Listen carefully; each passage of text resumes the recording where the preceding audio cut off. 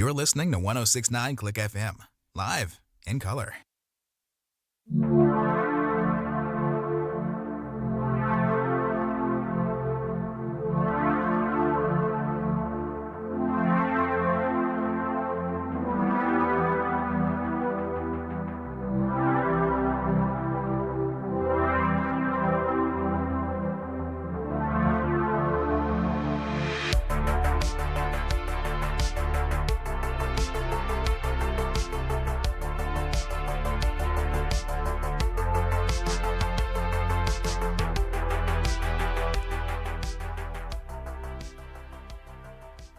I'm sorry, I had to come on just a little bit early because holy friggin' hell.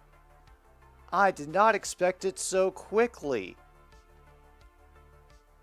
Trey Lance has been traded to the Cowboys for a 4th round pick. Oh my goodness.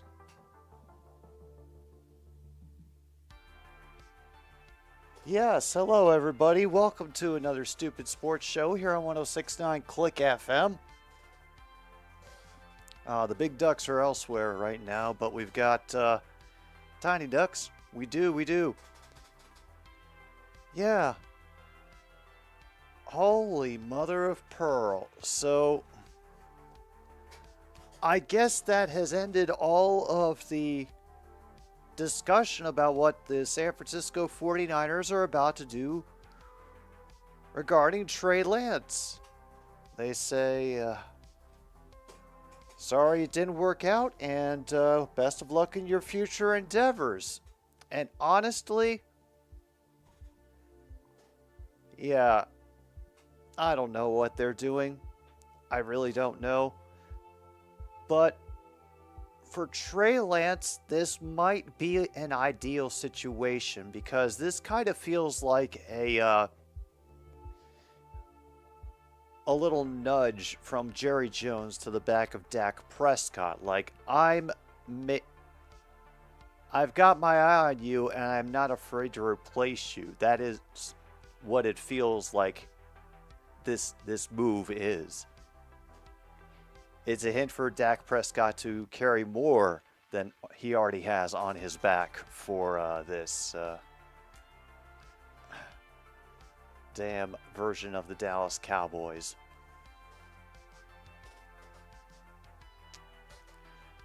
Oh, poor San Francisco fans.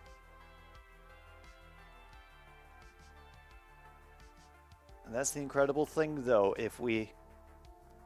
It's unfortunate for him that it happened this way, what with the injury. And, with Purdy coming out of nowhere to suddenly become one step away from going to the Super Bowl, if it weren't for a destroyed arm. And hopefully that will be a terrible thing for them this season. So, she wanted Lance to be QB2. Okay, so who is QB2 now for the San Francisco 49ers? I should probably find that out. So, 49ers roster. What? Well, this one hasn't been quite updated yet, because Trey Lance is still on there. Oh, yes, accept cookies. Shut up. Keep grouped together by position. Okay, so we've got Brock Purdy, Sam Darnold, and Brendan Allen. Oh, so I'm guessing it's going to be Sam Darnold, then Brandon Allen. Oh, Sam Darnold. Oh. And Luke confirms she is not happy. I am not surprised.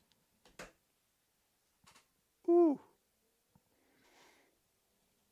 Man, and I thought I wasn't going to have anything to talk about here for the half hour before they before we got to kickoff.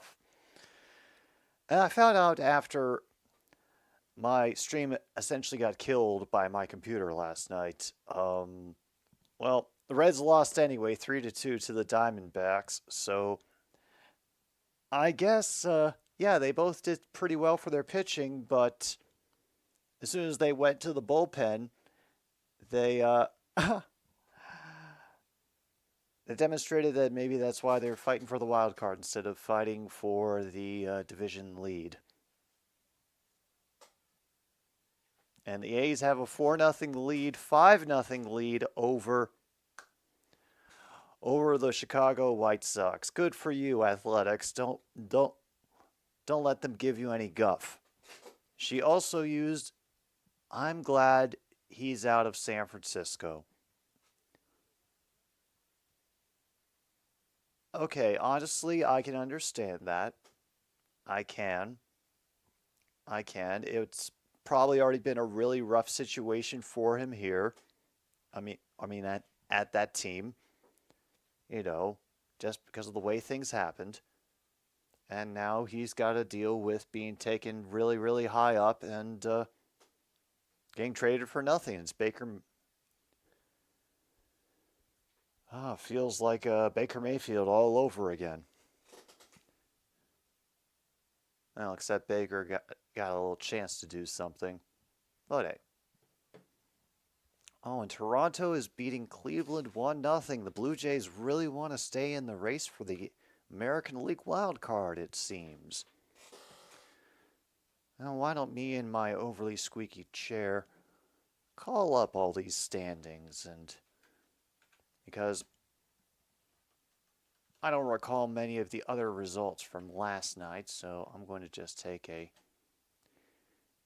quick gander and see if anything has drastically changed. I did see Tree's video about the Yankees' fall from grace to the bottom of, let me double check here. There's them, there's Tampa Bay, Toronto, Boston. Yep, to the bottom of the American League East. Who would have thought? Who would have thought? 5 games under 500. Will wonders never cease? Oh, and apparently Seattle has pulled ahead of Houston in the wild card race by 1 sliver of a winning percentage.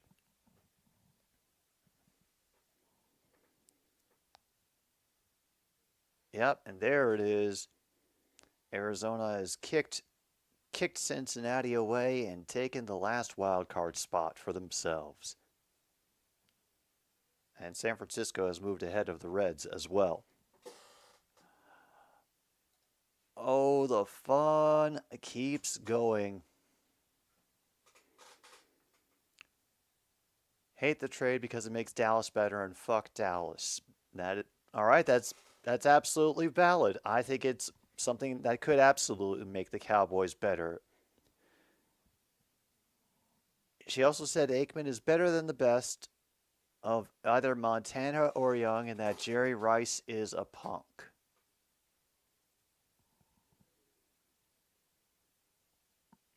Kaylee?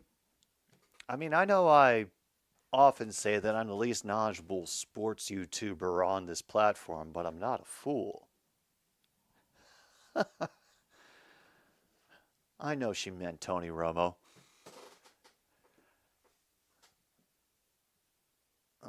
True North says that the 49ers are playing a Chicago Bears level of incompetence.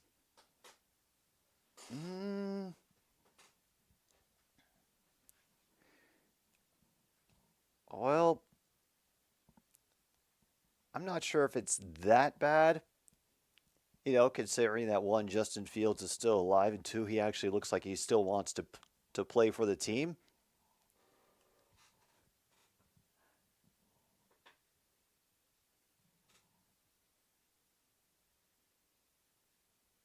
Corman asks how we didn't need him. I mean, really, Corn, man, I thought it honestly could have been worse, but the best the best thing that I say it does for the 49ers it is that it ends that whole discussion of, what's the QB room going to look like? Yes, Mitch Trubisky says hi.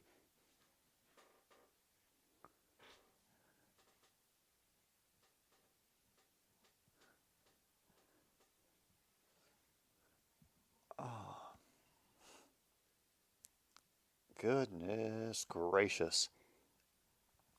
Now, I also discovered for the first time today that there is an international basketball tournament of, representatives from different countries and either amateur or pro, whatever. And NBA players can apparently go play for their home countries. So I didn't know I could watch international basketball without the stink of the IOC on it. So hooray. Oh, I got one of the pickbacks. Yeah.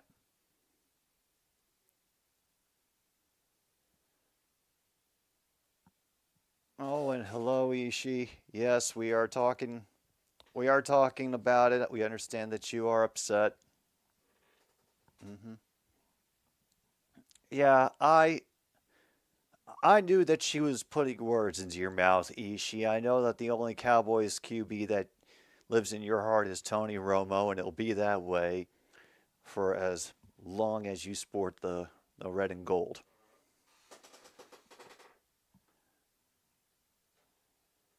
I know. I heard it, that you want Trey Lance to be number two. You know,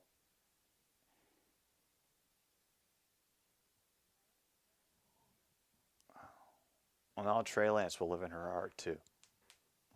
As long as I know Kaylee is lying, we're good. Now, hopefully he'll live in all our hearts. Hopefully.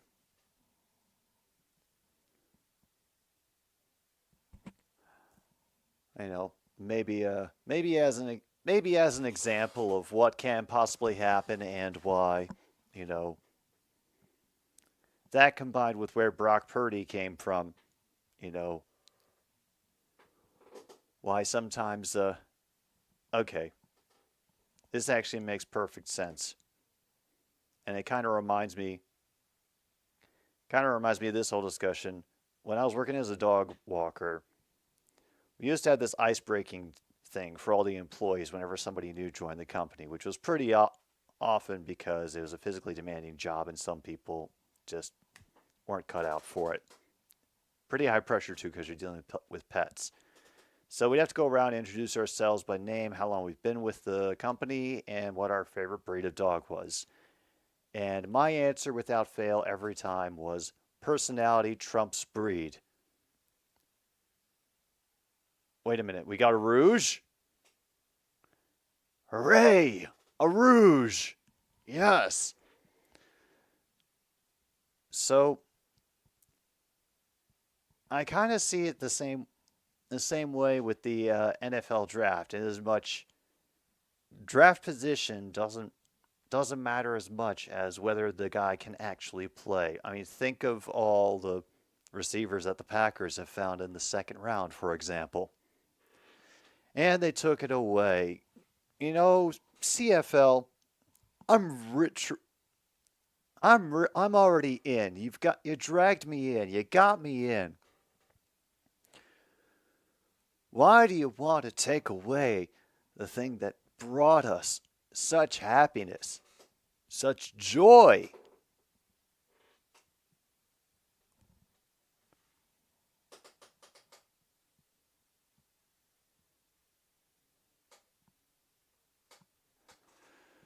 Yeah, even the people who are still in chat is upset.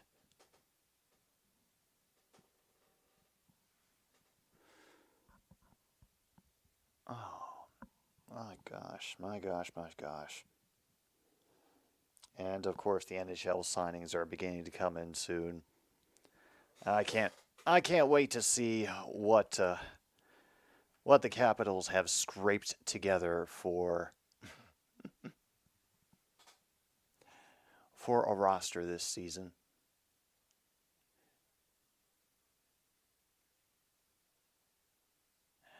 It will be it'll be interesting to say the very least. All right, so lots happened, I imagine, over this week, and the thing that has been overshadowing just about everything in my mind is Bray Wyatt. And yeah.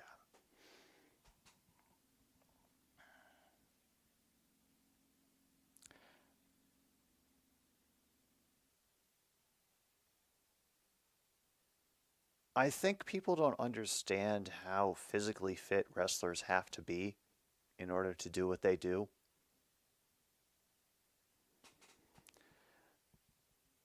You know, we kind of got spoiled with all those amazing, you know, high fly, ladder-rific Hardy Boys flip smash table stunts from the 90s and 2000s on, because our expectations got set up so high, you know. And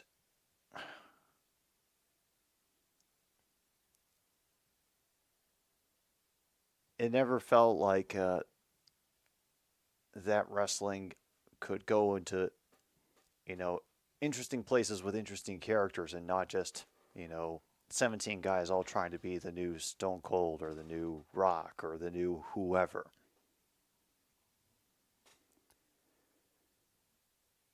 Even if Eiserman is trading away picks and prospects for 35-year-olds, still hyped. Not bad, Luke.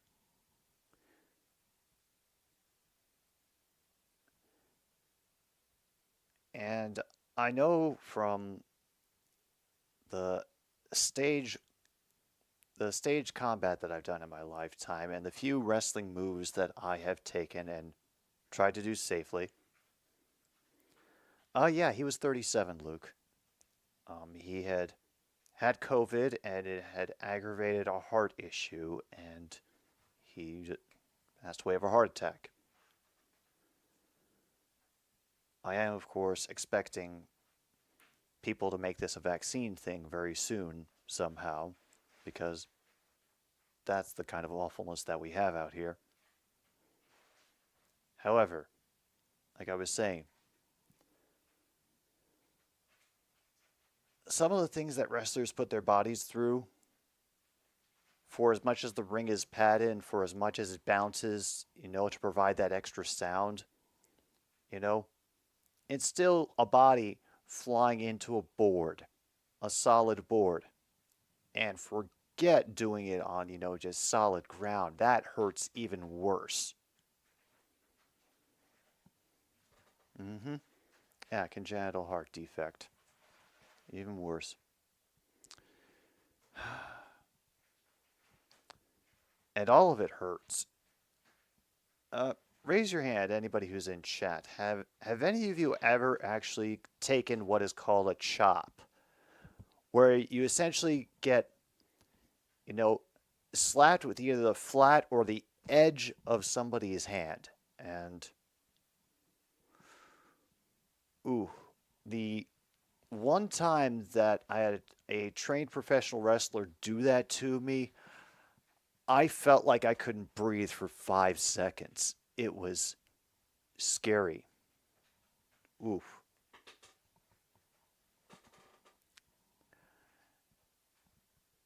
And, you know, I think the lesson really came home when a couple weeks later, the guy who didn't practice a chair shot with me gave me a concussion, but oof.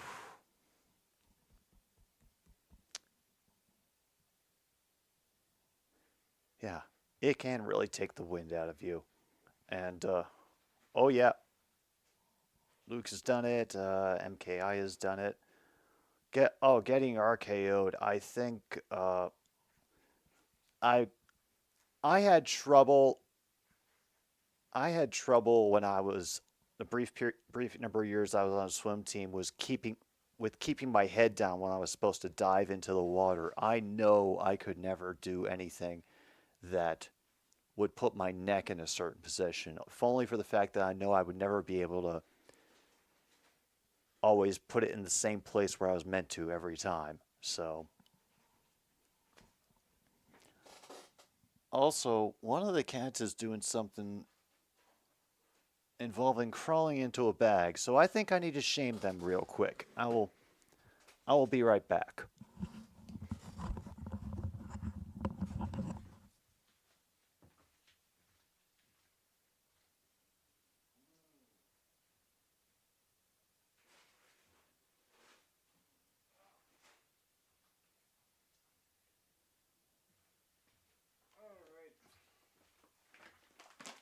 Of course.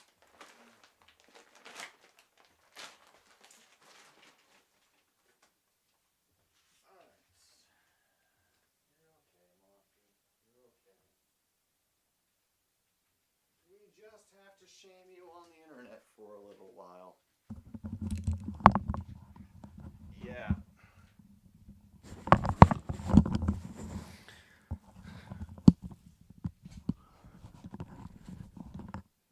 So, apparently one of my neighbors had some leftover cat food that they couldn't use and asked if I could use it. And so I thought, you know what, I can have some treats for these guys, feed the ferals if I see any of them that are hungry. And yes, Monty and Angie, but Angie was not the one I found first, it was you, Monty. We're both picking at it, trying to figure out how to get in. So, it's been going all right, Kip. As you can see, the cats are up to their usual nonsense. And the sporting world continues to spin on one way or another. I guess I should mention that right now, this part of Another Stupid Sports Show is brought to you by Screw City Lager from the Prairie Street Brewing Company. Like I always say, you never forget your first taste of Screw City, and if you did, you probably weren't there to begin with.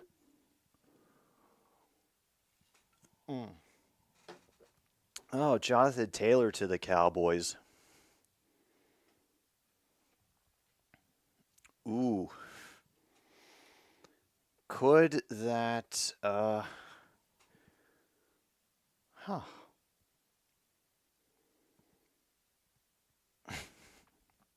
I'm sure Tony Pollard would take that very well. Absolutely.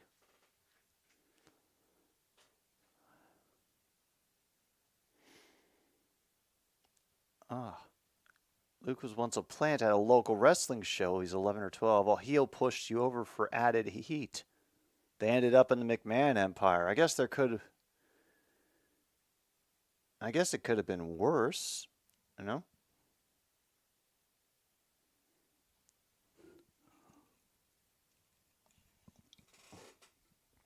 The Colts rejected a trade proposal for Jonathan Taylor to the Dolphins.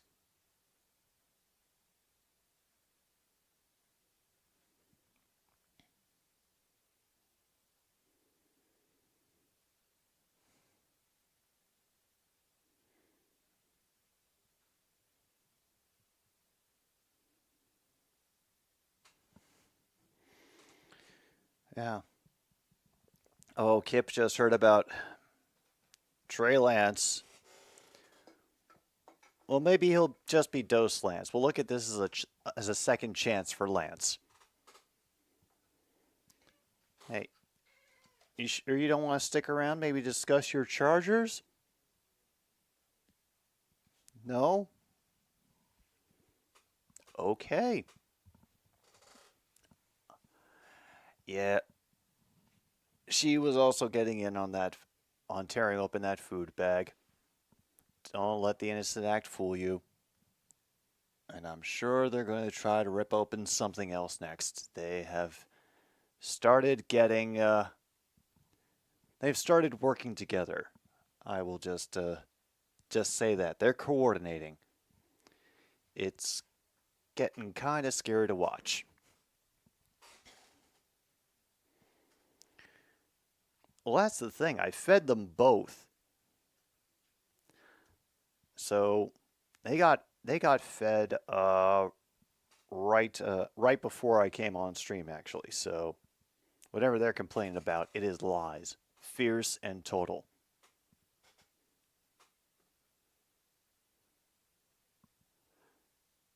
I think it was 3 first-round picks at least, Kip. I know at least 2 were involved. Maybe there was a fourth in there somewhere because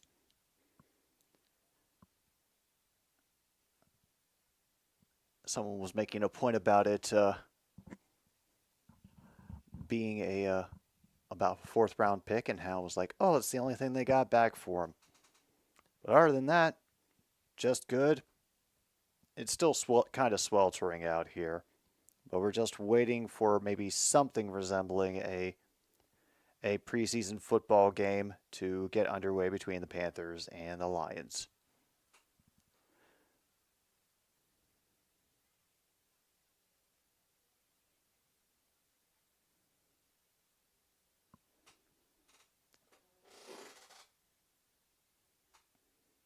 Yes, it's not stonks at all. But considering that they do have a QB, and just as long as he doesn't injure any of the other parts connected to his arm, which is always a possibility. Officially, it was 3 first-rounders and a 3rd-rounder. Oh, my goodness. Oh, my God. So they didn't even... Oh. Oh, dear. Oh, dearie, dearie, dear.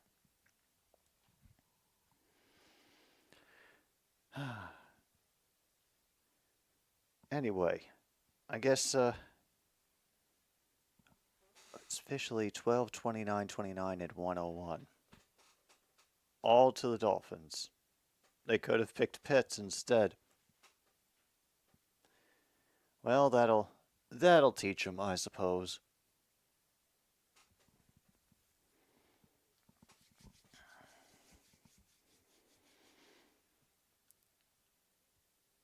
All right, so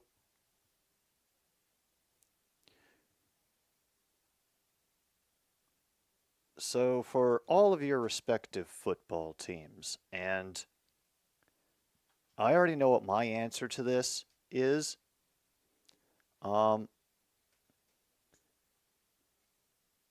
Is there a player that you hope survives the giant roster cut that you hadn't heard of before, but now you are just crossing your fingers that they survive the knife? And for the Lions, I think you may remember him from the last time that I streamed their preseason game, Chase Cota, that receiver out of nowhere who seemed to just have the uncanny ability to find open space and stretch himself out. Kittle and Pitts together. We will never know unless something drastically weird happens, I suppose.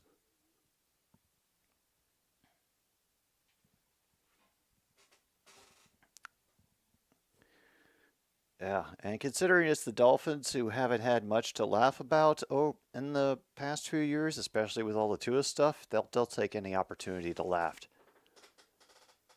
Drafted with the picks were Micah Parsons, Cole Strange, Channing Tindall, and Brian Breeze.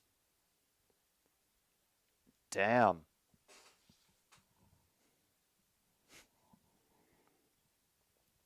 All that capital. All that capital, and damn.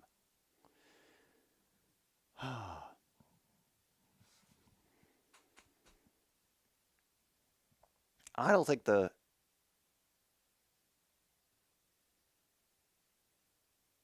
this is going to like truly hurt the 49ers, but it is definitely embarrassing.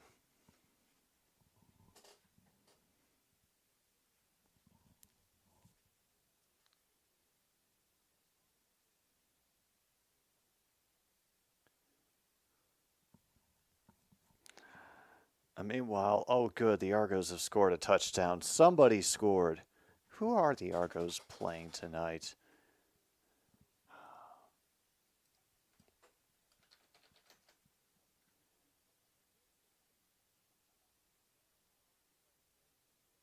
Oh, the Calgary Stampeders. Oh God, Micah Parsons on the 49ers. That people would have just thrown in the towel as they walked into the stadium.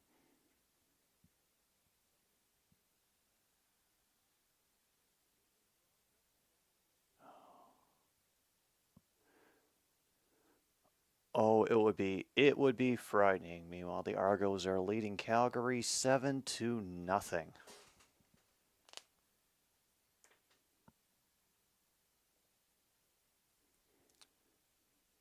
Please tell me that I'm actually getting this. I'm supposed to be getting this on the over-the-air signal on this channel, but I'm hoping that it is gone out a couple of times, unfortunately. So I have to keep my fingers crossed that it's going to hold on just a little bit longer. Yeah, I'm having more than a few technology issues these days, but don't worry. Efforts have been made to put new technology in to replace the computer. So that's finally getting taken care of. Few more months ahead of than when I was expecting to, because I was trying to hold it off until after the NFL season because I knew it would be super busy. But yeah, so Sunday is going to be a full day off for me. I was thinking about doing another stream, maybe to try to make up for last night's game ending early.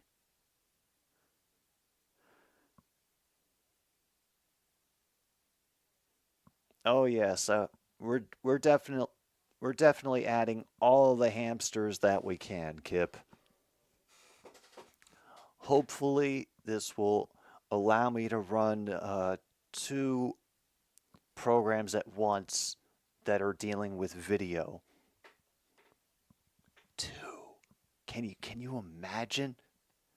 I mean, consider the possibilities. 2 programs at once doing video. The mind reels at the possibilities. And yes, we are still sitting through all of the local and awful advertising.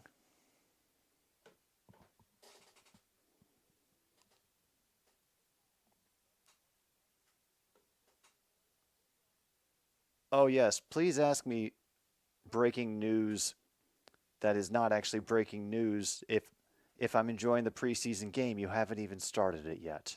Oh dear. I'm going to need an entire horse for that. They might be putting in an entire horse. It could just be a very tiny horse. There is that possibility.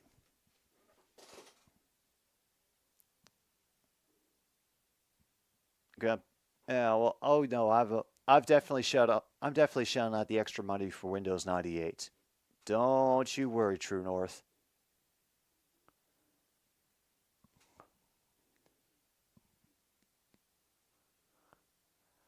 All right, finally it begins. Oh, is this going to be another one where it's 15 minutes of BS that I have to talk over again? Oh, of course it is. Of course it is.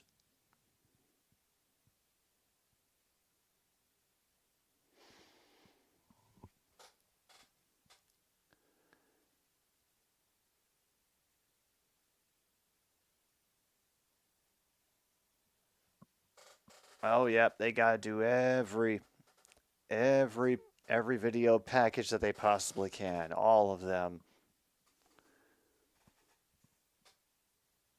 No, I vaguely remember Windows 98, Kip.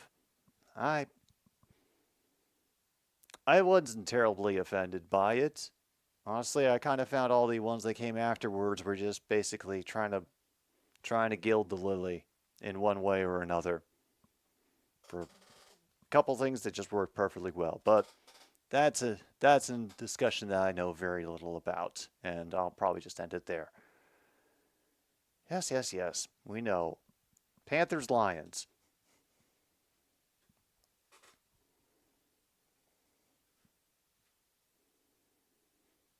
And yes, we're probably not as humid as it is in Charlotte. Oof, it's probably awful down there.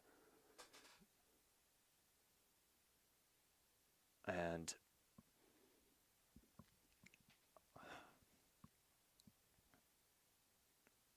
Montenegro beating Mexico, meanwhile, in the FIBA World Cup. And Australia over Finland, Latvia over Lebanon. Cool. Oh, there he is, Mr. Bryce Young.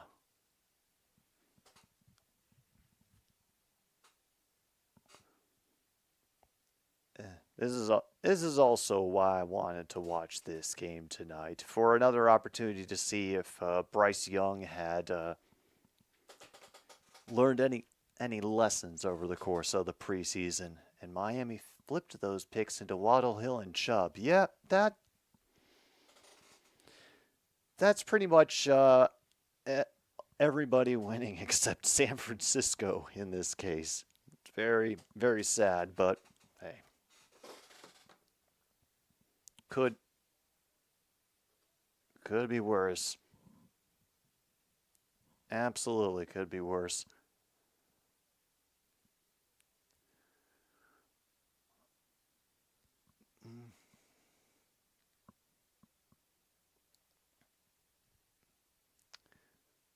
I'm not sure if it'll be quite the same level of the Stanley Cup. Maybe close to when the Raptors won the NBA title, but True North would know better than I would. And who is this sidelines person? As A.J. Ross. Okay.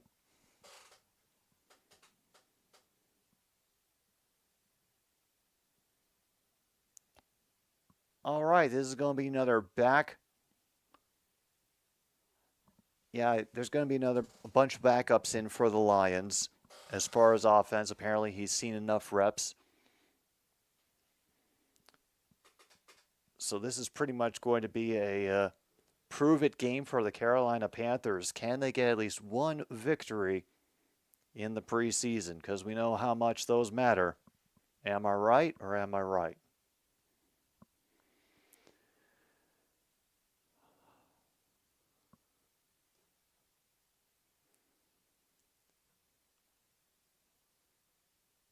All right, Lions won the toss. They have deferred. Raheem Blackshear will be back for Carolina to take this punt.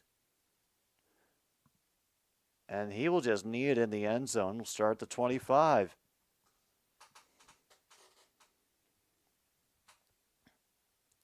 Yeah, I don't think America has played yet in the tournament, Logan. I think it's coming up soon against New Zealand. If they're playing in your backyard, you'd close the blinds. Oh, well, that's a ringing endorsement if I've ever heard it.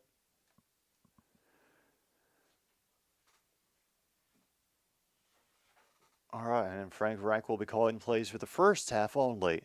So, starting from the gun is Young, is able to find plenty of space and room over the middle. That is a pickup of 13.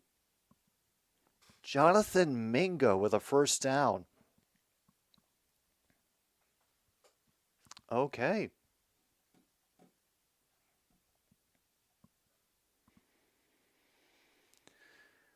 And a good job of the offensive line keeping him safe and him not getting panicked by the people who were applying some late pressure in the play. Young calls for the formation to tighten up. Out of the gun again. Looks over the middle, finds that's Thielen? Yep, that is Adam Thielen. Brought down at the 42-yard line. One of the defenders' helmets came off for the Lions.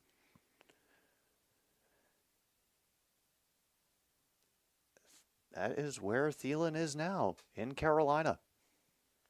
2nd and 7 coming up.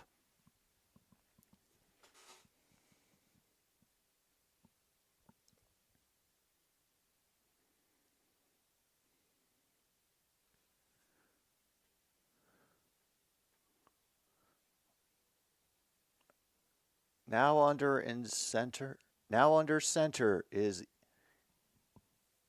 Young. Going to play action. He makes a defender miss and will gain for a little bit. Takes the tackle bravely and leaves 3rd and 2. Could have gone a lot worse on that play.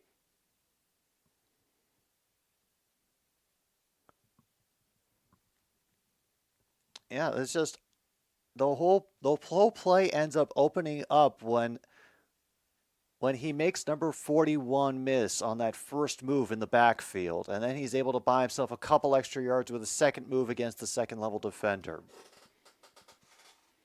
We're now at 3rd and 2, down to 12:45 to go in the first half. Carolina moving and grooving down the field. Remember, get some more good protection. He's having to chase it away. Bryce Young will gain the first down with his feet. A couple of Lions who managed to get away from their blockers were not able to keep up. And here we go, the Panthers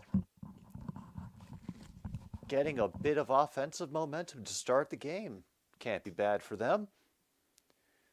Meanwhile, Cleveland is now leading Toronto 3-1. That could hurt. Oh, hello, Tyler. Hope you're doing well tonight. I understand, Luke. Hope the rest of the evening treats you well, however it goes. They find Thomas underneath. He'll get brought down by at least 3 defenders after he gains 6.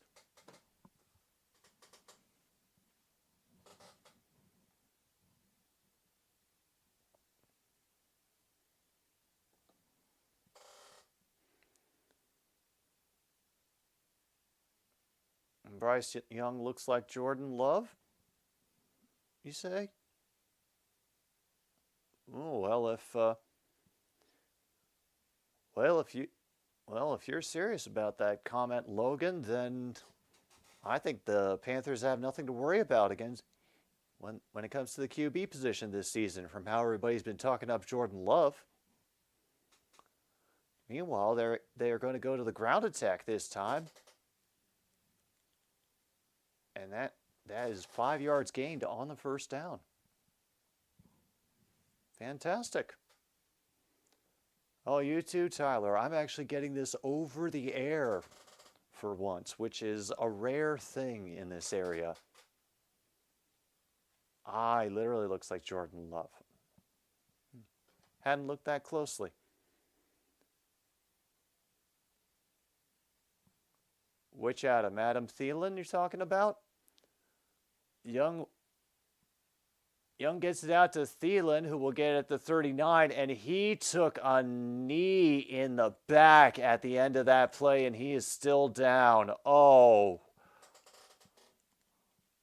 that is awful.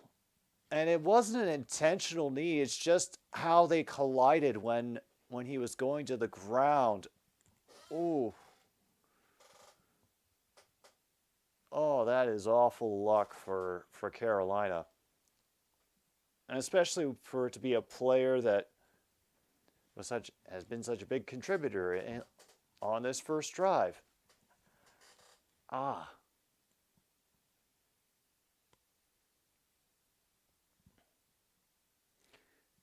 Well, this is certainly a good start to the proceedings. I guess I probably could take this opportunity to thank another one of our sponsors. They actually were for my breakfast this morning. crunchy rice squares. It's just like the box says. The hell else do you need?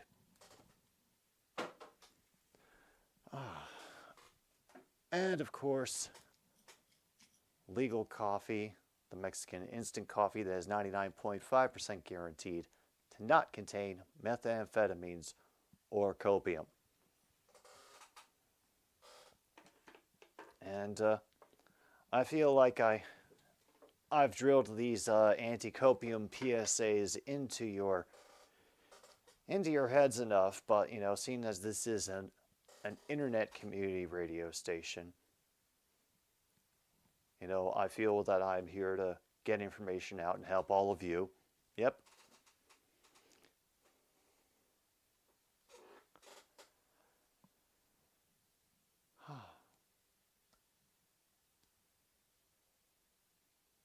Well, I don't even know what watermelon burger is. That's awful. Oh, that just has made my stomach turn for some reason. Oh boy. Uh-oh, the blue tent is up.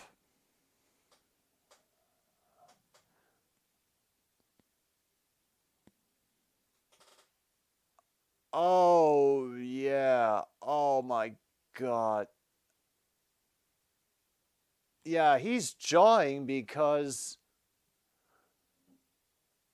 he got essentially rolled into somebody's leg, and it collided, I think, with the one place on his back where there's no padding. Ooh.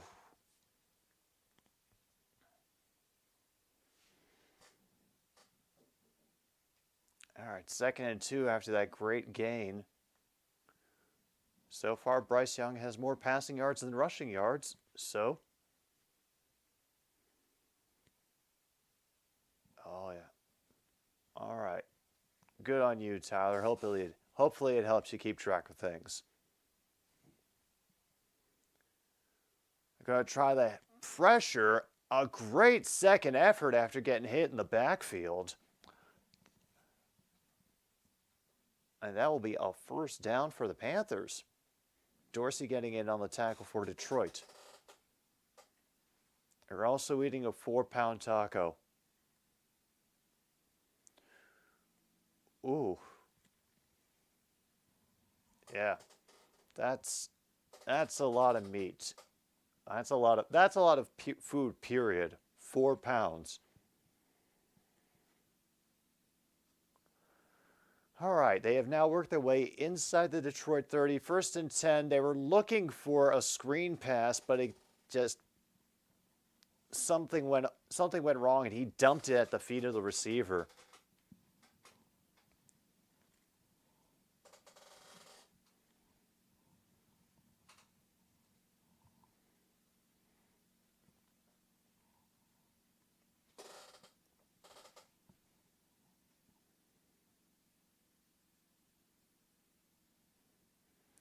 All right, 2nd and 10. They're going to put all the visible declared receivers over to the left side of the field. Young working out of the gun. Pressure coming from the far side. Another near collision and just out of the reach of... Oh, I was looking for Derek Wright because I think... Yeah, Derek Wright looked like he was wide open.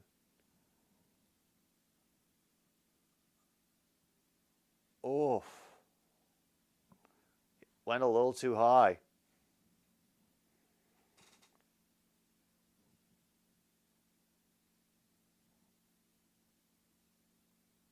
A 4-pound vegan taco would be a good clickbait for punishment for Tom. Like, he wouldn't have to eat any... He wouldn't need protein for the rest of the week. Damn, Wright is able to draw the flag going back for the pass, which was thrown a little bit short, so pass interference. Oh, Adam Thielen's back? Oh, that's good. So, spot foul on 49, automatic first down. That's Starling Thomas V. Oh, there he goes. Doing good today, Tyler. Just glad to be getting back in the swing of things as far as the NFL is concerned. That's all. All right. So they've still got 1st and 10. They're going from the 6, just outside the 16. We've got a tight formation, receiver on either side. They fake the handoff. They play action. A little too much time in the pocket. The pressure gets to him. First sack of the night. Romeo Okwara going in, getting the sack. James Houston helping out.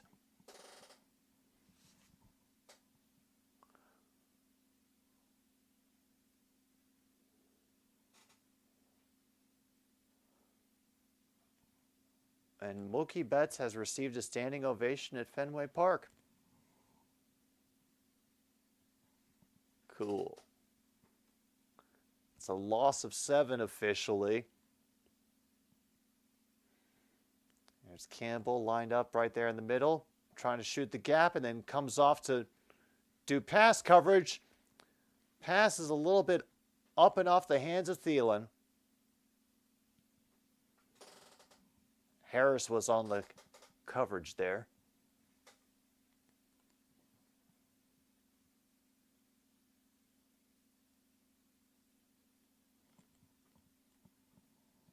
All right, 3rd and 17. Honestly, it was catchable, but I think the rhythm was just a little bit off between them. Maybe they can turn it around on this 3rd and 17. I'm assuming they're sending everybody out on a route. There's some room over the middle, but he's going way deep into and throws it right into the seats, right into he threw it right into a kid's stomach, actually, who was lucky enough to get field level seats. So there we go. We will have a field goal instead. Oh, it's his first game back there since he got traded to the Dodgers. Damn. And the Argos QB has gotten a TD of his own. 41-yard attempt for Eddie Pinheiro, and it is true and through. So with that, folks,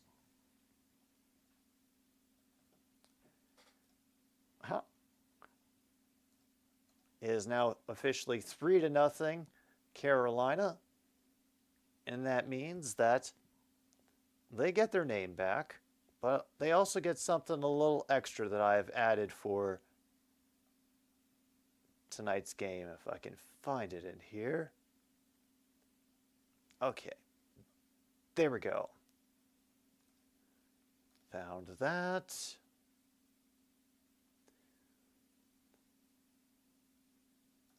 Oh, doo-doo. So there's the Panthers. They get their name back, and whoever is leading will also get their derpy logo on the screen. In case anybody is unfamiliar, these derpy little football logos are made by one Rachel Half. Please go find her Etsy page. That is Rachel Half, Haff. Please buy her stuff. She is awesome.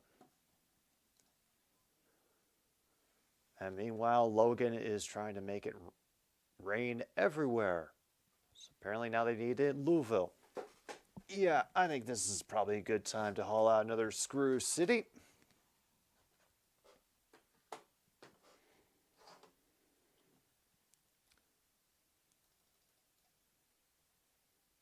All right.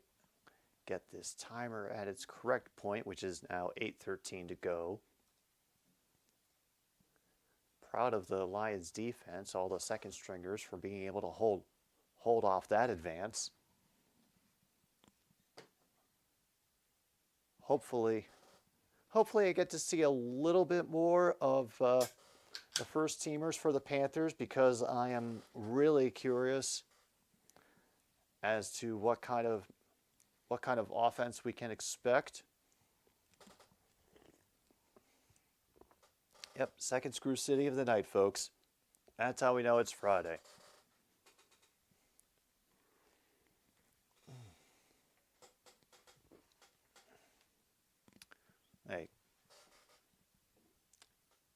Before we get back into the game real quick, tell me this is crazy. I was like really considering trying to send about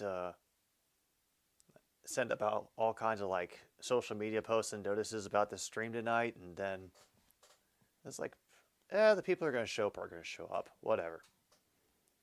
Oh yeah, Tyler, that is going to be absolutely bonkers. In addition to all the eyes that are going to be on it because it's the first NFL game of the season, and a great job by the returner busting through tackles, has crossed the 50, makes a move to add a couple more on, and was finally pushed out of bounds at the 36. Dorsey.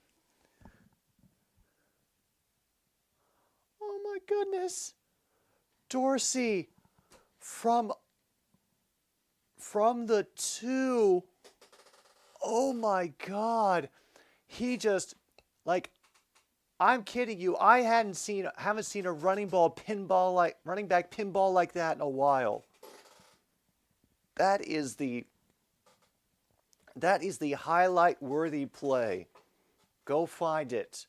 It's probably already up on Highlight Heaven.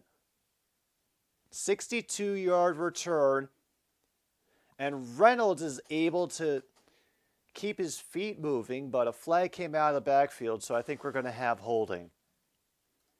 I noticed that. Japan, Philippines, and Indonesia. It's cool. Why does he wear 50? I don't know.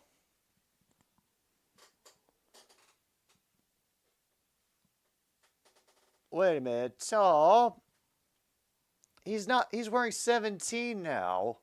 Oh, damn it. Come on.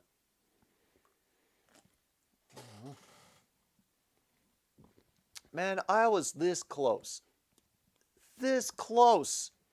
to getting a Teddy Bridgewater jersey with number 50 on it. Meanwhile, he completes that pass to Mitchell and he got out 7 yards.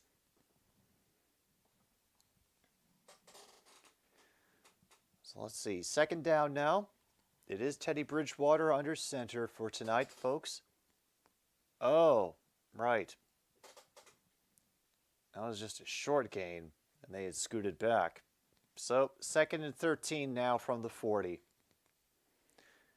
Empty backfield, out of the gun. He has the time, isn't able to find anybody, directs traffic a little bit, and then overthrows his intended target, looking for Mitchell again. That is a quick 3rd down after a fantastic kickoff return.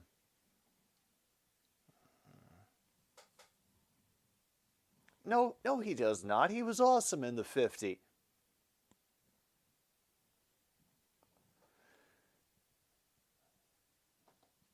Third and 13. They mix up the coverage. Does get taken down from behind by number 46. Reynolds did slip the first tackle, but now we have a 4th down.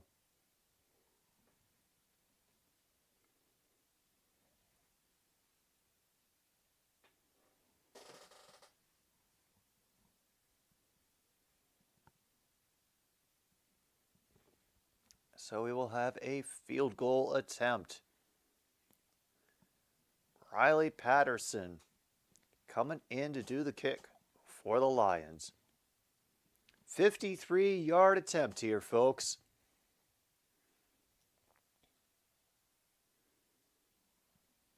And it's online, but it is short. Damn. Not sure exactly what happened there. Oh, yeah. Oh, it hit the bottom crossbar. It hit the bottom crossbar. Damn. Oh. Meanwhile, the Astros pitcher has a no-hitter going against the Tigers.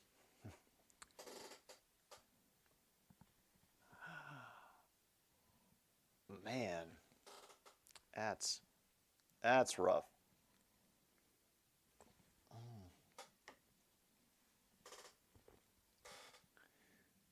Well, at least they're.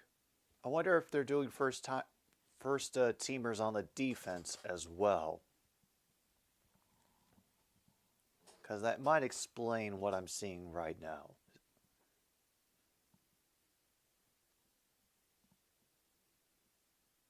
Celebrating that trade with some legal coffee. Hey, maybe some of us need the pep and others need to just, tone things down.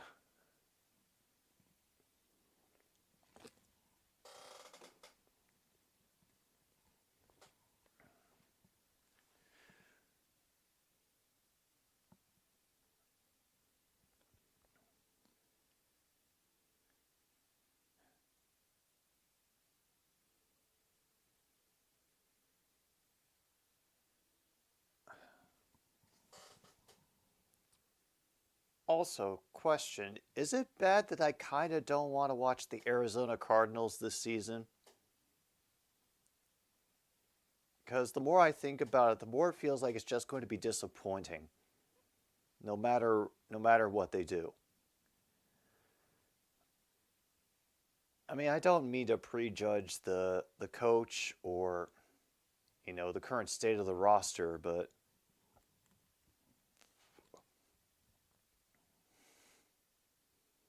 just the whole combination of things.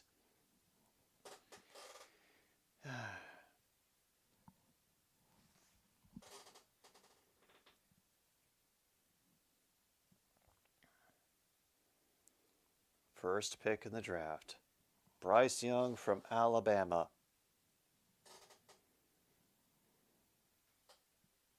You say that every single year? All right, glad to know that I'm not crazy then.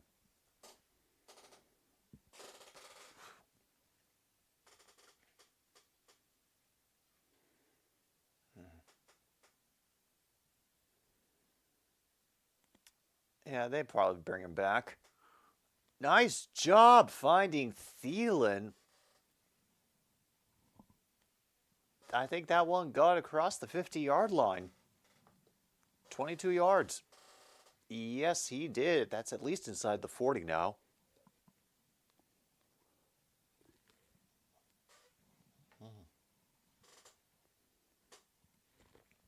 Yep. Lots of room on that crossing route, and he definitely got a jump on his coverage. That'll be handoff to Brown, number 41, who will make it down to the 30, leaving them with second and short. Meanwhile, the Titans kicker donks a field goal in. So now they lead 3-0 over the Patriots. Oh.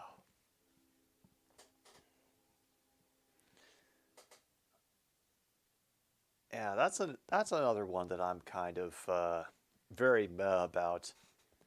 I'm not expecting a lot out of the Patriots, and if they surprise me, I'll probably just shrug and say, Belichick. A flag immediately off the play. They only gained about 1.5 yards going with Brown on the run again. But I think we might have some kind of procedure penalty.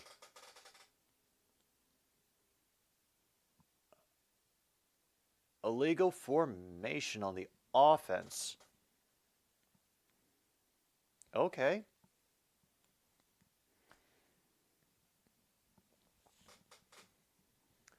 Only a 5-yard penalty, so it gets them back to 2nd and 9.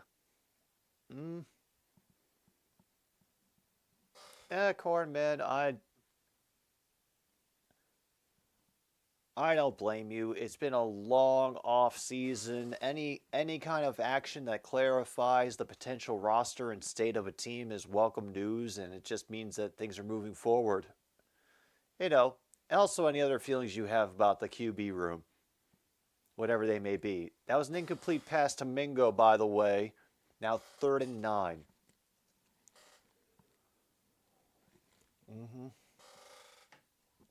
Yeah, that's another good point, Tyler, is that I don't want to make the mistake of watching a home game and seeing several careers end and just spending the whole time, wanting to go get ice packs out of the fridge in sympathy. All right, from the 35 now. Loading up on the near side of the field with receivers. That's Thielen in the slot. I think he's looking for him again, and he will just run because there is a wide open field in front of him, and he just gently sets himself down. He literally lowered himself to the ground and just sort of sat down. So, yeah. First down again after a nice long run for Mr. Bryce Young. 7 first downs so far this game for the Carolina Panthers.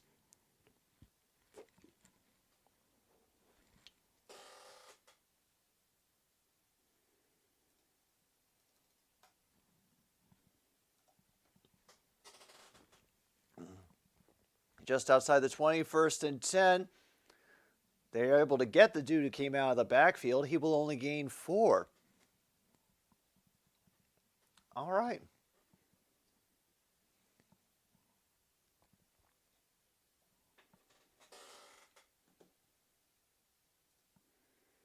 Argos QB gets intercepted. Basically threw it to the defender. Meanwhile, Zappi has fumbled and recovered by the Titans on the Patriots 5. What the hell? 2nd and 6. We get a quick handout to Blackshear. He'll maybe get a yard. He got stood up very quickly by a couple of Lions defenders.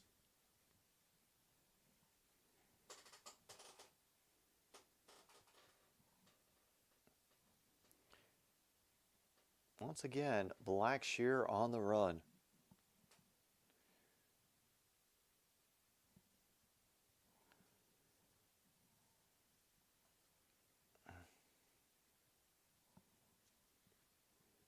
Hey, it's not something we've been able to say for a while, Tyler. So it's novel. I'll definitely give you that.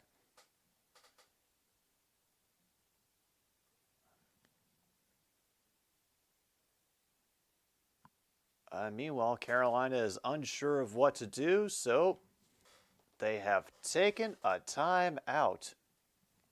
30 seconds while they try to sell me insurance. And the Yankees lead the Rays 5-1. Kind of embarrassing for you, Tampa Bay.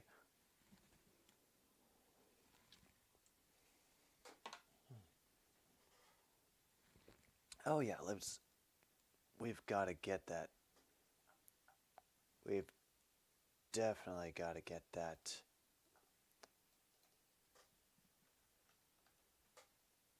Taken care of. Good.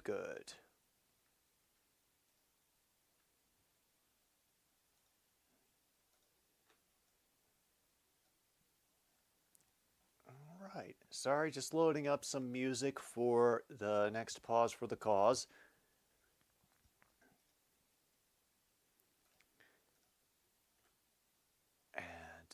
There's that. Fantastic.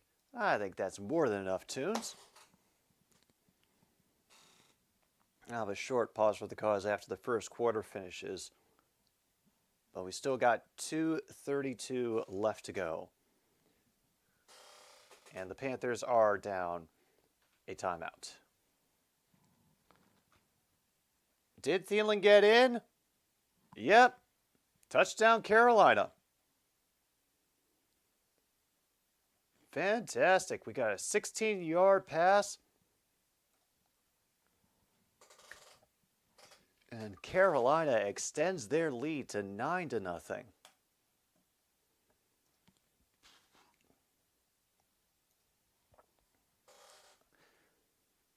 Astros are still teasing a no-hitter against Detroit. Meanwhile, the Titans have increased their lead 6-0 because they couldn't get into the end zone. Unfortunate, but hey, points is points. So yeah, another touchdown reception for Adam Thielen. Point after is going to get in, and Eddie Pinheiro puts the Panthers up 10-0 on the Lions in the preseason.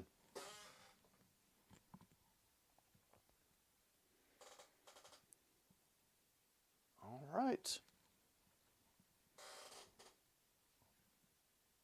And once again, you know, we put into consideration that the Lions, like they said, are resting starters. So they are probably not getting all the possible best defense that they could out in the field. But Trey Lance or Bryce Young, well, Tyler, we have absolutely barely anything to compare either of them with. And I've seen even less of Trey Lance than I've seen of Bryce Young. In fact, I think anything that I've seen of them in the postseason this year is all I've seen of Bryce Young. I think I maybe watched one play of Trey Lance. Yeah, and I am not ready to call him a bust, in case you're wondering.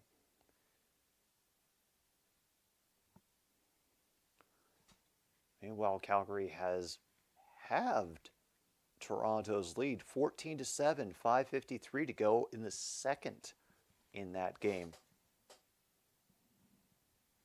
And as I can see so far, Bryce is doing somewhat decent.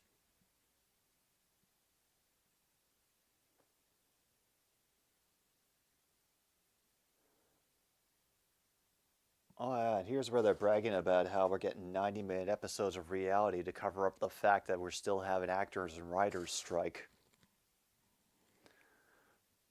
By the way, the producers are still giving shit terms to the writers and the actors, so whatever you hear about the strike, it's probably planted stories trying to turn public opinion against the people who are striking. Oh, we all want the Rouge back, MKI. We all miss it badly.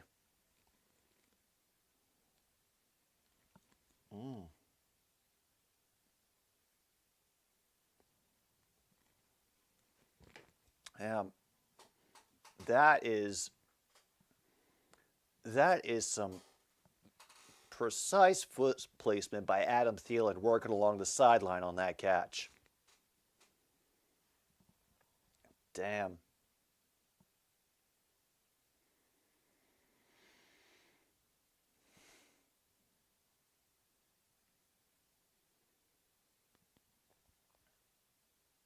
Oh, yeah, I'm sure that SmackDown is going to be just a house of weeping tonight.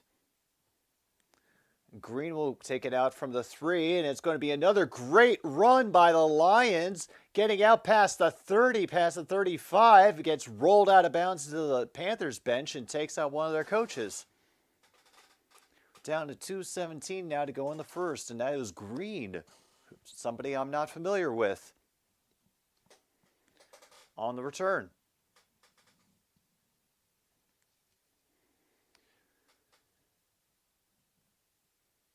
Twins 4, Rangers 1. Damn, Rangers.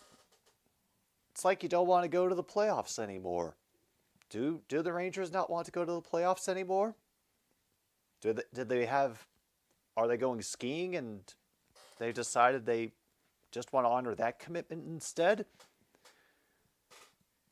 All right, Bridgewater goes underneath to number 19, to Benson.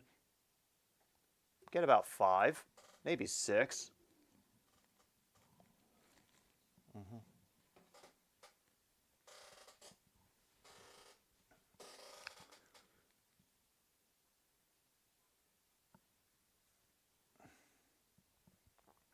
Oh, I'd imagine it's been very emotional. And a play action that gets completed to Coda over the middle. Chase Coda. Yeah, he has been finding ways to get open all preseason. A 21-yard gain puts them near the Carolina 40. I think, Seattle has been pulling closer and closer. I don't have the things up in front of me or the math, but there's a possibility they could take the lead of the division. Reynolds will get forward for about 4. We do have a flag. I'm just going to assume that it's holding on the Lions. holding on the defense. They add the 5-yard penalty and it to the end of the run. Oh, it's on Shy Tuttle. He's in Carolina. We found him, everybody. We found Shy Tuttle.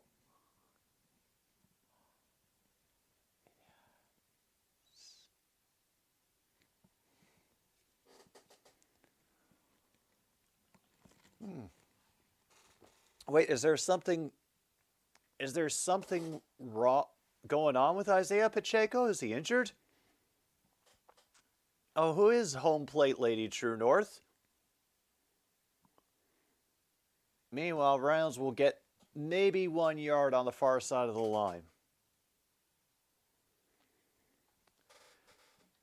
I'll tell you what, True North, I'm going to write it down right now. And the special note that I am making, home plate lady for Blue Jays. I'm assuming home games only. Quick pass to number 83, and he manages to barrel through for a couple extra yards. Drummond getting at least 1 or 2 shy of the first down. Okay, 3 yards shy for 3rd and 3. Could have been a lot worse. Well, folks, we are finished with the first quarter. And yeah, we saw some good stuff out of Bryce Young and the Carolina Panthers offense. But now Teddy Bridgewater is taking the Lions down the field. Let's see what they can do when we get back for more of this nonsense on another stupid sports show. See you soon.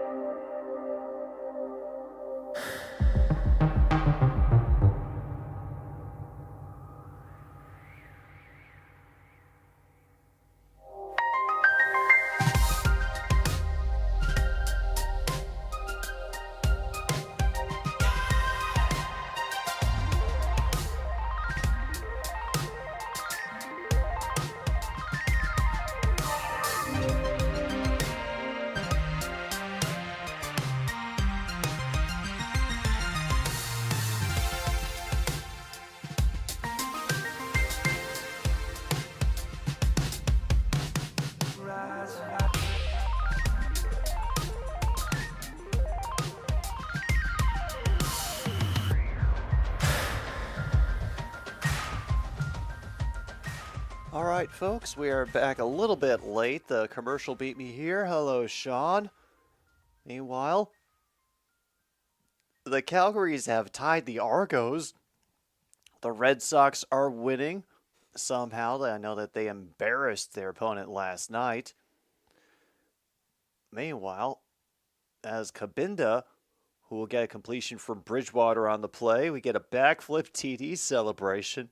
Just all sorts of stuff happening tonight. Meanwhile, the Panthers still lead 10-0 in what is now the second quarter.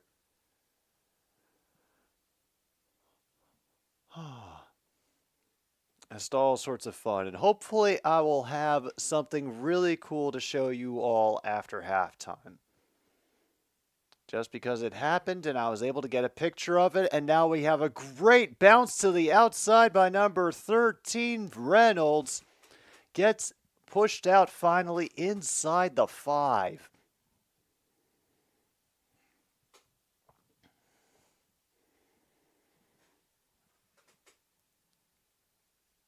So what are they doing anything special for the alternate jerseys, or is it just a unique rearrangement of the expected colors?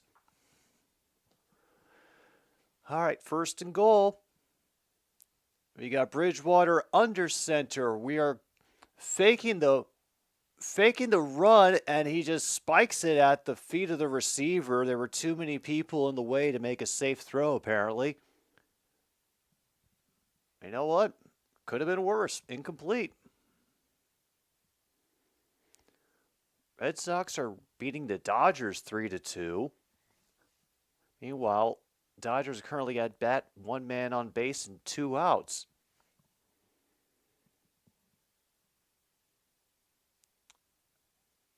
All right, 2nd and goal now. J.C. Horn gets the tackle there for Carolina. Only a gain of 1 on the run. That's now 3rd and goal.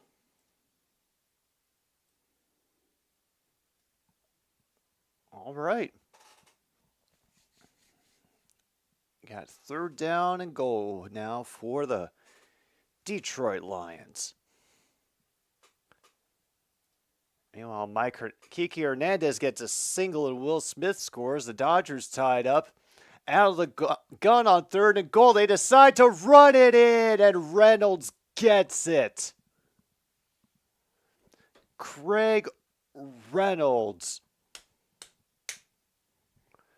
finally gets into the end zone for the first time in his NFL career. Congratulations, buddy.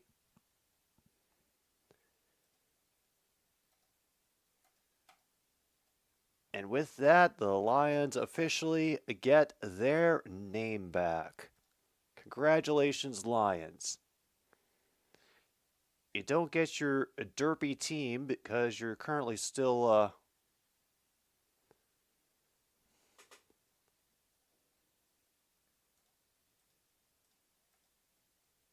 there we go. Now we're straightened out. 10-7. Next point after was good. Lions are on the board with 12:29 to go.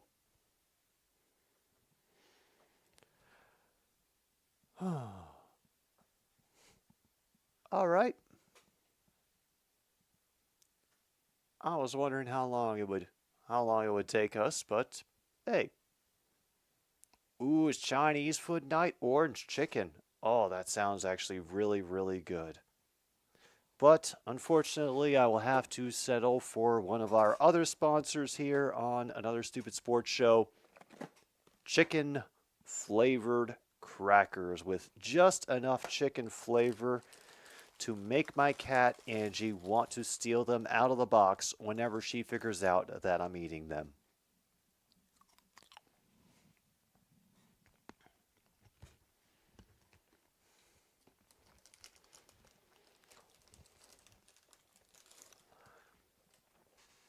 And right now, I am very glad that I got the proof that I did. Because it's not happening anymore. And no one would believe me.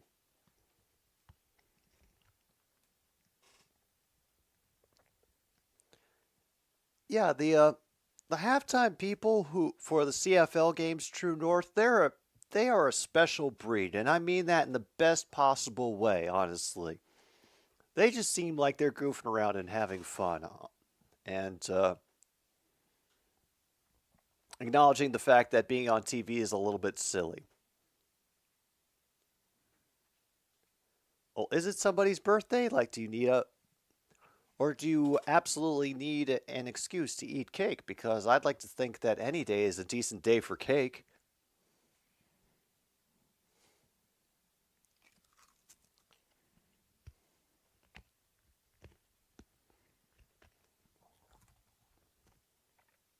Oh, it's the old white guy's birthday. Okay.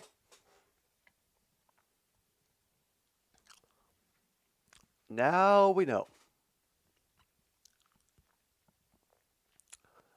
Oh my goodness, it's Matt Ryan. Matt Ryan is in the booth for this game.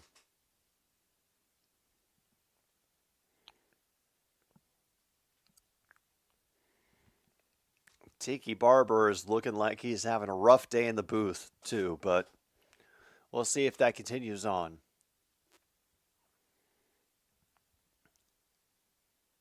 Kickoff is coming. Are they going to test him? Received from the 2. And a good effort on the first swipe, and that special teams dude is pissed. They managed to get him down at least 15 or 20.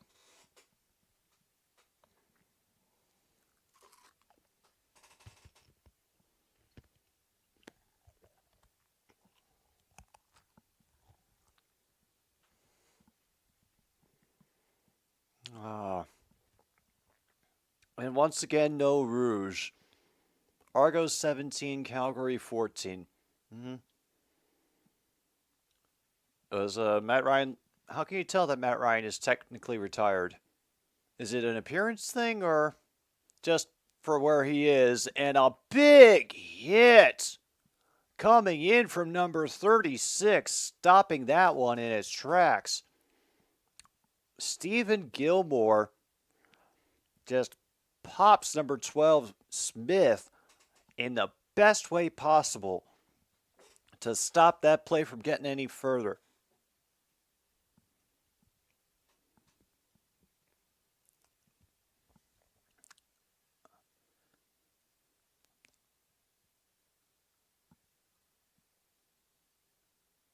Oh, Blackshear gets 5 on that. It'll be a 3rd and 1. Good. Yes, that is Stephen Gilmore, the younger brother of Stephon Gilmore, in case you're wondering. He is on our roster currently. Got an interception last week against Jacksonville. You may remember it. And he's still trying to make the roster. 3rd and 2 at the moment.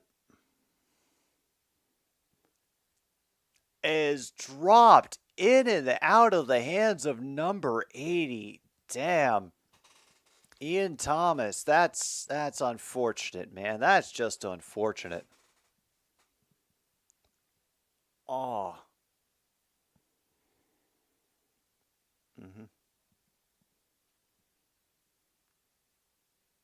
Yep, no, that's very, very, very true. MKI.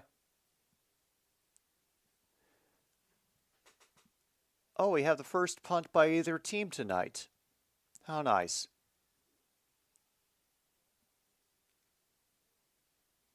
And it'll be fair caught by Alexander Jr. at the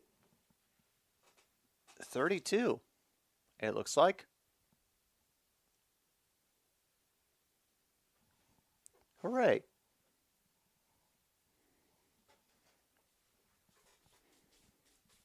And he's 38 as well. Yeah, for a quarterback, unless you're... Yeah, I'm going to keep the rest of that phrase in my head so that I don't run afoul of any slander laws. Cool. Yeah, I think while we wait for another break to finish, we might as well give thanks to another sponsor here on another stupid sports show. I'm going to have to record these one day so I can stop doing these live reads. and maybe actually schedule them and not overload people with them, but there's not too much else going on to talk about in the game, especially since it's still talent evaluation over on the Lions side, which is not what I was hoping for on the Lions side of things, but work with what we got. And Valdez has lost his no-hitter attempt against the Tigers. Damn it, Detroit.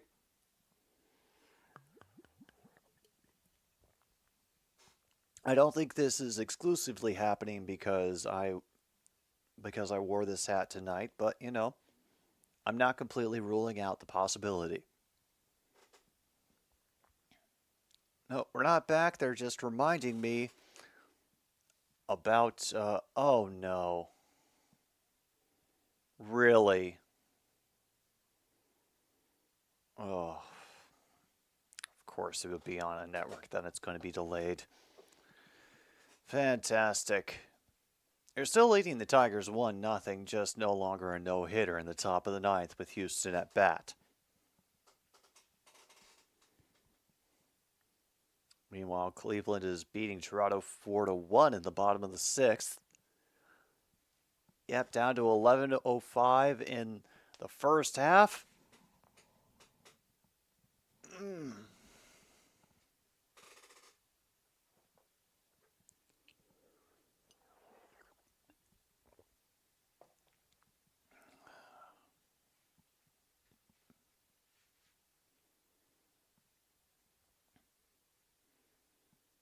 Oh, and there he is on the sidelines. Andy Dalton himself also in the pads tonight for the Panthers.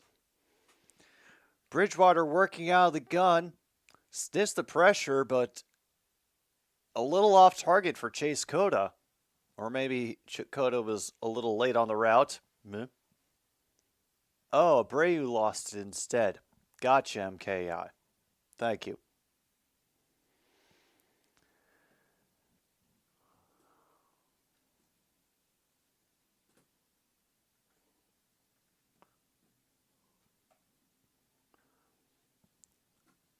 Oh, apparently they can't gift the footballs in preseason.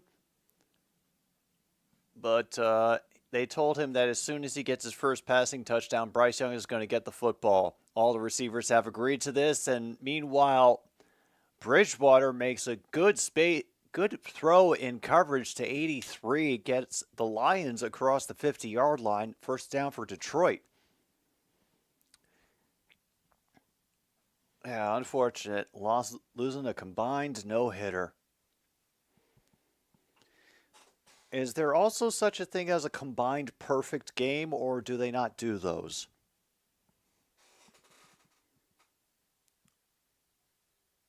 Swarming on the running back is all of Carolina. No gain there.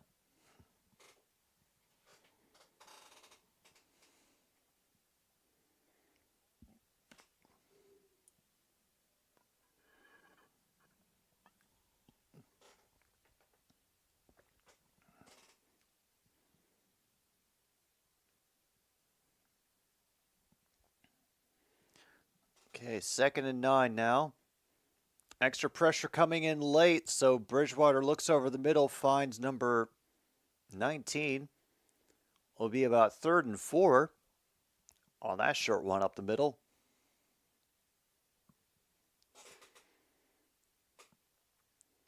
It is possible for two pitchers to combine for a perfect game. Every perfect game so far has been thrown by a single pitcher only. Okay.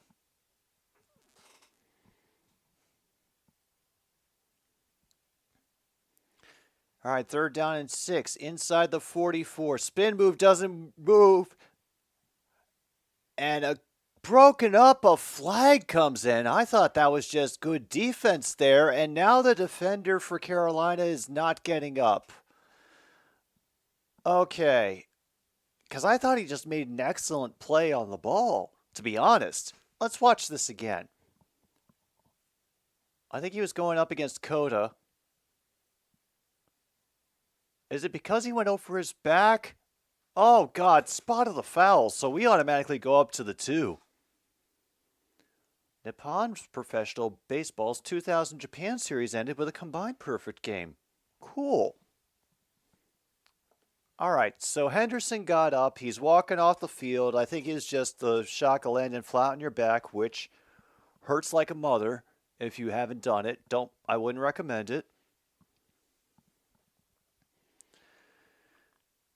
All right, officially the ball will be down at the 7. Apparently that's where they consider the pass interference to have occurred. So,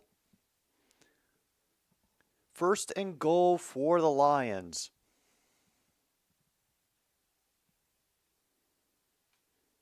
And Reynolds running again is able to get his way down to the 1. That last-minute extension at the end was all for naught, apparently, in the eyes of the referee.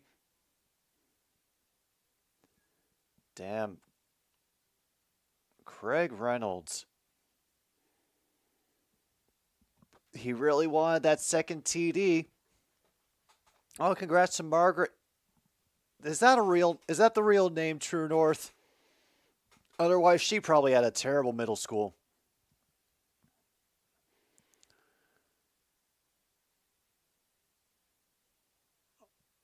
Reynolds gets stuffed at second and goal. I thought it had been a faked handoff and Bridgewater was going in. I was kind of waiting for I was also kind of waiting for Reynolds to flip it back to Bridgewater.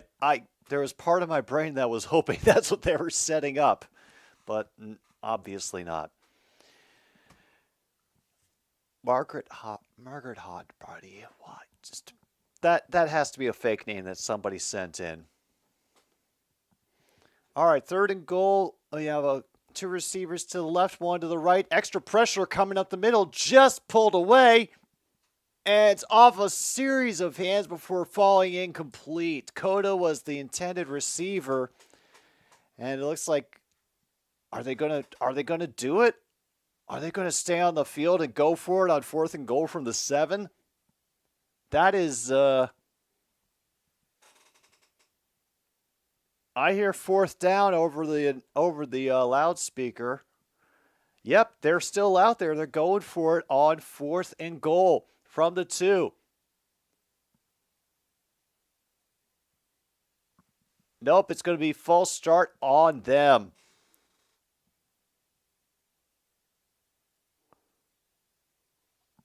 Damn.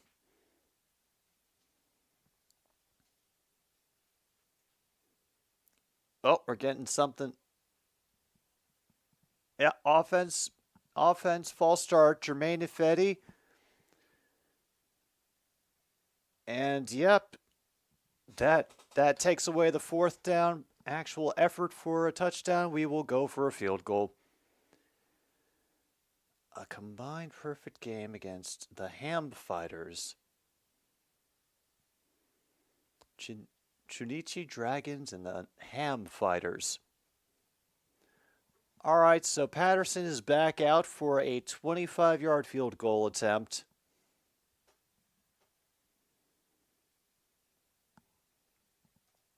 Kick is good from 25. So they are tied officially. So the logos go away. If the game ends in a tie, they will both show up, I promise.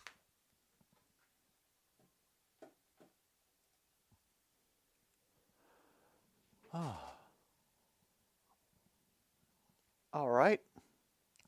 Once again, we're seeing how much they love Chase Cota and that we need more offensive linemen who will not flinch at obvious ploys of drawing a false start. Well, not too obvious, but, keep the discipline when the defense is shifting. Pirates are leading the Cubs 2-0 going in the top of the 9th. Oh. Now, right now, I think the Cubs are only a couple games back from the Brewers. It's still a pretty close race over there in the NL Central. Let me take a look-see to remind myself. Yeah, as of right now, The Cubs are 3 games back of the Brewers. In the wild card, they are safely in there in between Philadelphia and Arizona.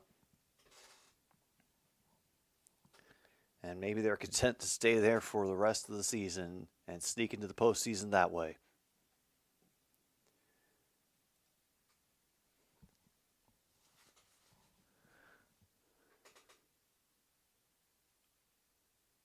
Was Mitch Keller ever on the Cubs by chance, or?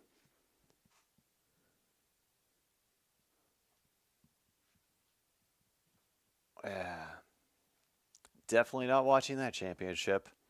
Meanwhile, the Brewers are beating up the Padres 2-0. I am shocked.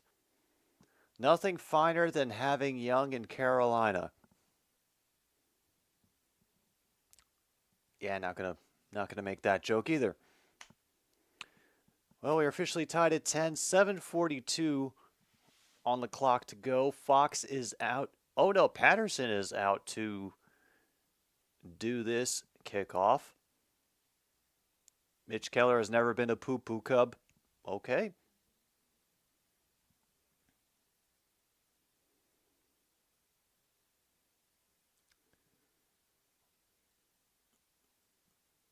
Blackshire's gonna field this one at the 6. It's returnable, and he gets hit right away. Will end up only getting to the 25. All right. Oh, apparently Bryce Young is no longer in the game. So, folks, I apologize. It's all downhill from here. Sorry. But hey, at least he looks like he's gotten up to speed with things. 7 for 12 tonight, 73 yards through the air, and a touchdown, and over 20 rushing yards.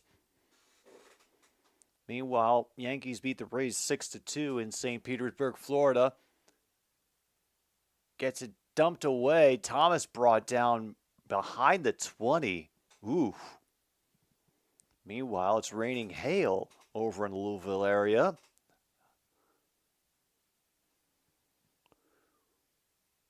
Ooh. 93 in Charlotte tonight with the heat index. It's up to 100. Oof. Hope they are providing all of the free water and not just bottled. 2nd and 4 now. 3 receivers to the near side.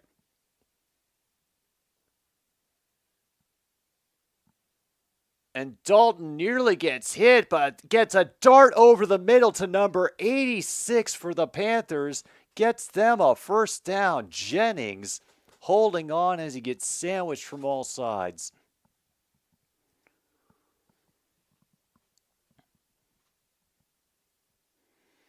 And he's able to win the fight for the ball against Stephen Gilmore as well.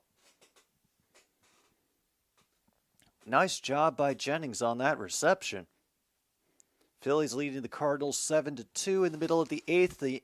Meanwhile, the Patriots have taken the lead over the Titans 7-6, 8:02 remaining in the 2nd. A quick trip up by the Lions, essentially leaving no gain for Brown on that run. Will be 2nd and 10. Damn. At some point, Discord turned all my notifications back on, and I have been getting just about every message that I...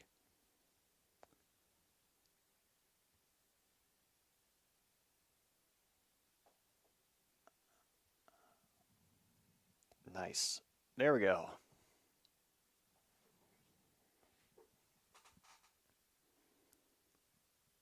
Dalton on 2nd and 10. Receiver was hit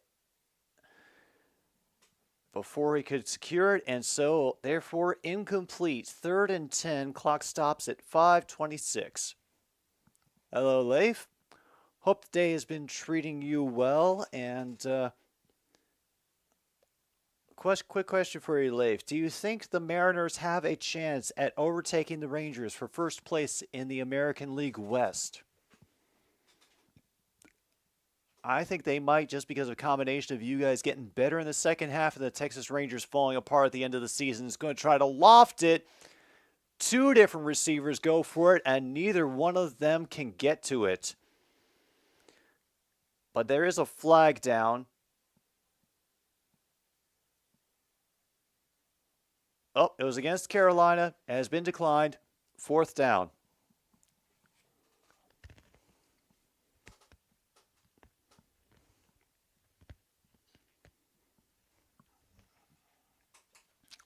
Oh, it was a late holding call on Carolina. So here comes the punt. So you think they have a chance? Well, we will see. I'll keep my fingers crossed for you. Meanwhile, that'll be fair caught at the 7. They don't want to give the Lions any room at all. We're at 5:15 to go in the half. Meanwhile, Cleveland's leading Toronto 4-2 in the bottom of the 7th.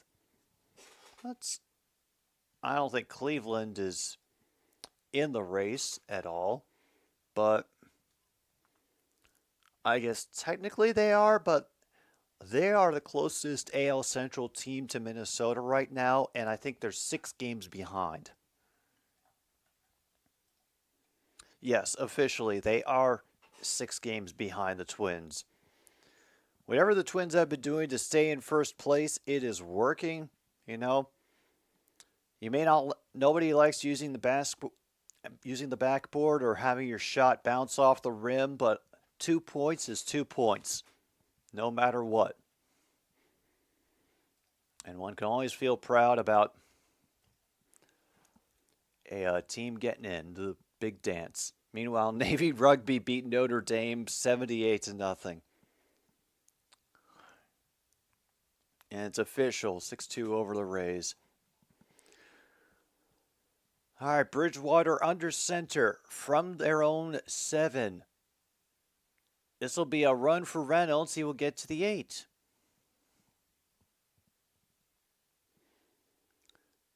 Nick Thurman, who is on the line for Carolina, is credited with the tackle. And Miguel Cabrera gets a single. So, yep. Detroit with 2 outs and no men on base. Now have a tying run on the bags. Bridgewater out of the gun. Quick pass, but even quick tackle by Millen, who keeps Drummond from getting very far. Will leave him about 3 or 4 yards shy for the first down.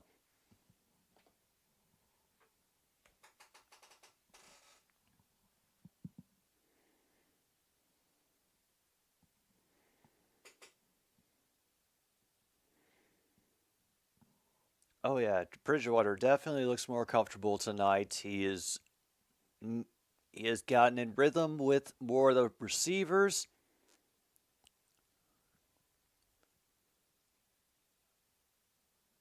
Third and 4, they rush 4. And a good effort on the catch by Drummond. Leaps ahead, was untouched, and able to add an extra yard after the catch to further solidify the first down.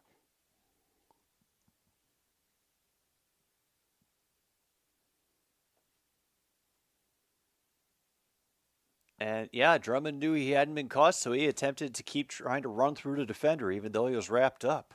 I appreciate that effort. Meanwhile, McKinstry now has a single. 2 men are on base for the Tigers. Javi Baez is at bat. Bridgewater in the pocket, throws it short, incomplete. Receiver fell down. 2nd and 10 coming for the Lions. We are at 3:22 to go in the second. And remember, we don't have the gloriousness that is the 3-minute warning and time stopping after every play, so the halftime pause for the cause will be arriving sooner than you think.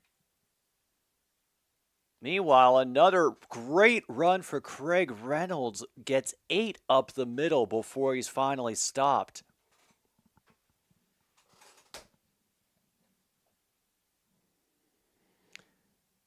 Wow. They just called Craig Reynolds nifty. Brewers have extended their lead over the Padres 5-1, just in case for anybody who's listening. And if you are just listening or lurking in chat, by the way, hello. I'm glad you're here, and I hope you have a good night. Bridgewater's in shotgun for 3rd and 2 at the Detroit Lions, their own 26. And that one gets broken up. Looking for Coda again. Taylor gets a hand on it. And the punt unit will come out. Dan is not feeling that lucky to try to do it deep in his own end.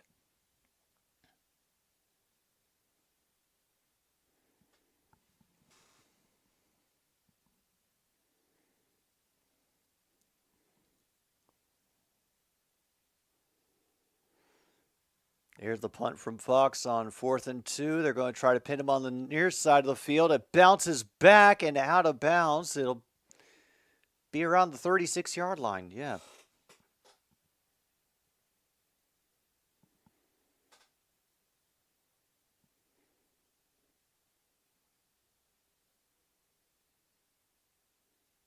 Yeah.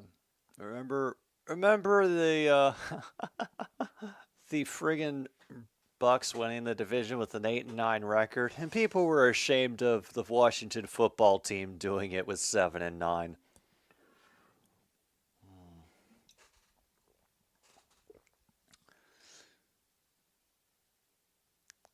Yeah. Honestly, this season, if I have to watch NFC South opponents, I'm not going to be disappointed because I know that they're all hungry to actually have a battle for supremacy again. On 1st and 10, maybe 2 yards for Brown.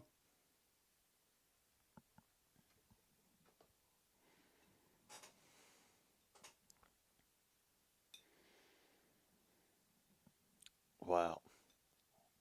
8-9, and all the rest were 7-10. Meanwhile, the Cubs have lost 2-1.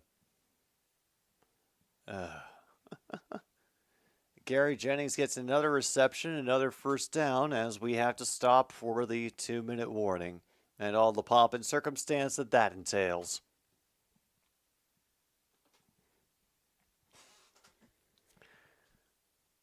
Okay, so I'm guessing now there's a different name up to bat that Javi Baez got out and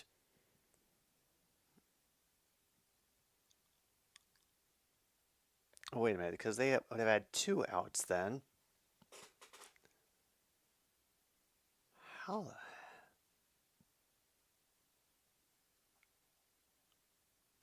Wow. To the Pirates, man. To the Pirates.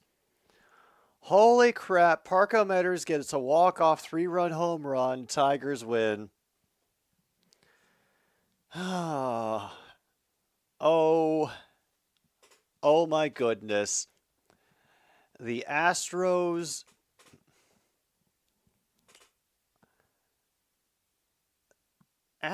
fans, that's not good. You know, between them getting spanked by the Boston Red Sox by double-digit runs and them losing in this fashion to the Tigers,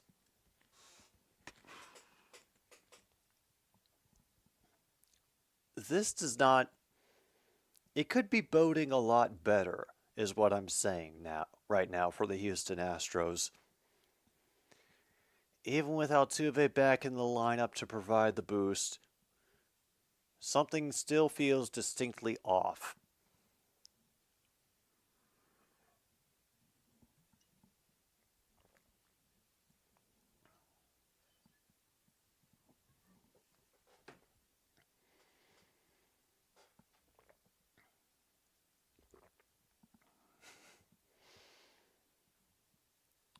Friggin' Tigers. Of all teams. All right, come on, let's get back. And we've got a Lions fan with a cooked turkey on his head that has a Lions logo on it. Of course. Of course they do. Yes. Of course.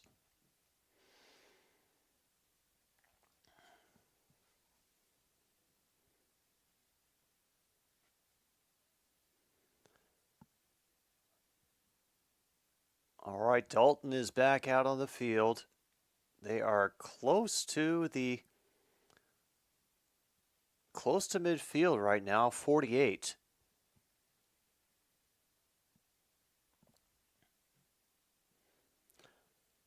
Working out of the gun.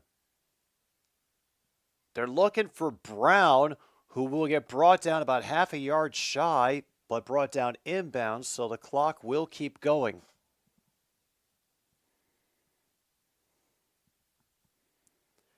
Four to 1. Detroit beats Houston. All right, trying to sped the defense out, looking for Brown out of the back again, and there's a flag that comes out from the same judge that whistles Brown out of bounds after he gets the yardage for the first down. So there must have been something in the earlier runners that came by. Holding on the defense and an automatic first down. Trevor Nowoski.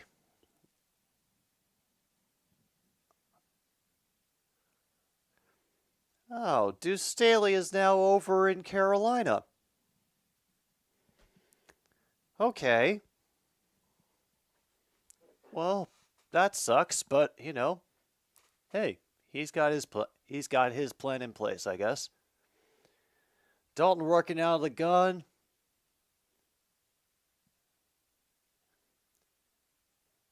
They're looking at Brown out of the backfield now. A great second effort to get away from the initial defender. 82 gets them down inside the 20 at least. Tremble helps the Panthers get a first down.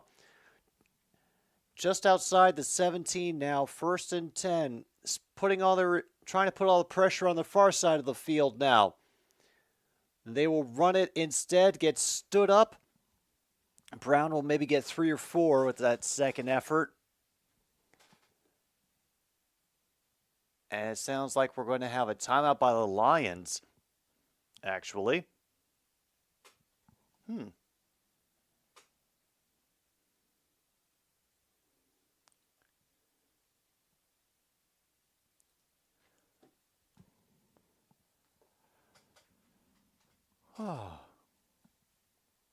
Meanwhile, Packers Hall of Fame member Reggie Begelton has had 4 catches, 71 yards, and a touchdown tonight.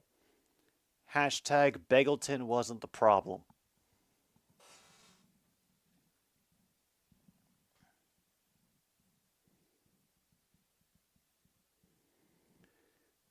Yep, 101 officially. 2nd and 7 to go.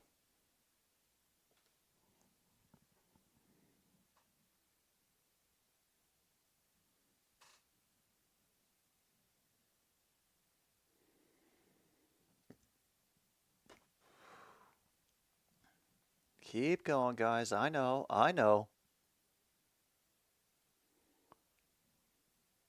Oh, they're just waiting forever. Just inside the 15 now. Dalton out of the gun. 2 receivers in the slot on the far side.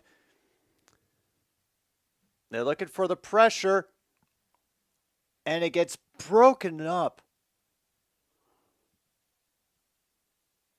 As number 59 is able to get his arm in there and interrupt things enough. Trevor Nowoski breaking that up in the end zone. Now 3rd and 7, 56 seconds to go. They're trying to force them to leave the Lions a little bit of time to try something at the end of the half.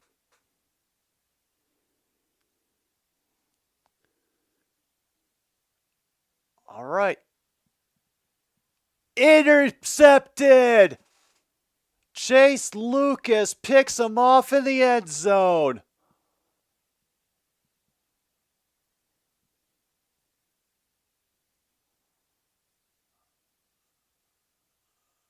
And he just quieted the crowd here. Officially a touchback. Lucas will come up with the interception. Yeah, I think from that helmet contact, he definitely got touched when he was down there. Absolutely. And Reggie Begelton has a 47-yard touchdown reception. Fantastic.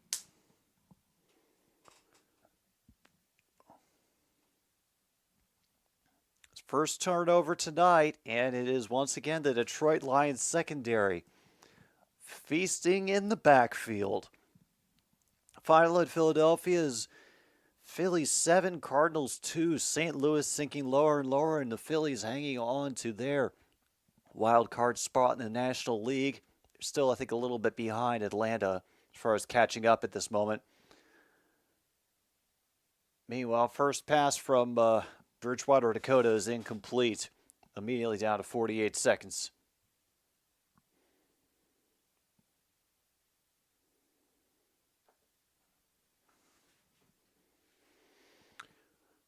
Congrats, Aaron Van Hoovern. Okay. Nope. Yeah, I'm sure it is, True North. I'm sure that name is real. Once again, out of the gun, and it's Drummond again making a contested catch. Will move the chains.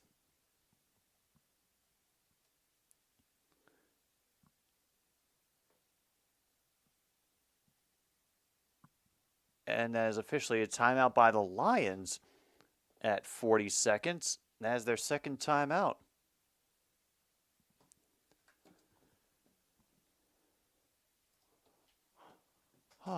And I realized that I didn't turn the air conditioning back on. That was a dumb move.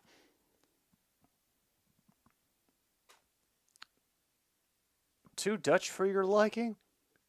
I have a hard time imagining anything in the world being too Dutch. I don't know, maybe if you run into some certain odd situation while you're high in Amsterdam, that would be too Dutch, but all right, out of the gun, Bridgewater on 1st and 10. Finds number 80 in a clear path underneath, and he is going all the way. Antoine Green gets the gets a passing touchdown to put the Lions on top here at the end of the second quarter. And with that, folks, the Derpy Lions have now come back.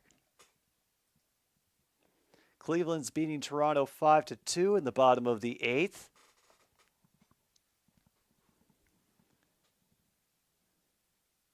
An also good move for them to find the open lane downfield. Other receivers providing protection for him so they could get the right angle that they needed to down the field.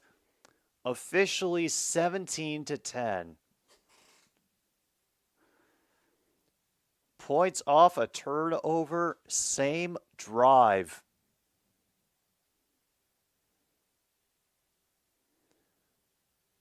As Teddy Two Gloves with just a wow. From there, looked like a close throw, but from where we saw it on the field, it was just right where it needed to be. All the room in the world, and one of the defenders, it got thrown behind his back. He didn't even see it. Damn.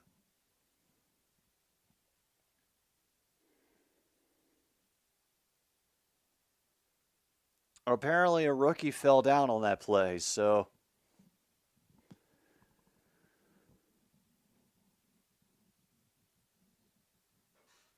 yeah, incredible. Meanwhile, the Orioles have come back and taken care of business against the Rockies 5-4. Twins beat the Rangers, are leading the Rangers 4-1 at the end of the 5th. They're going to boot this out of the back of the end zone so that the Panthers don't get an opportunity to return.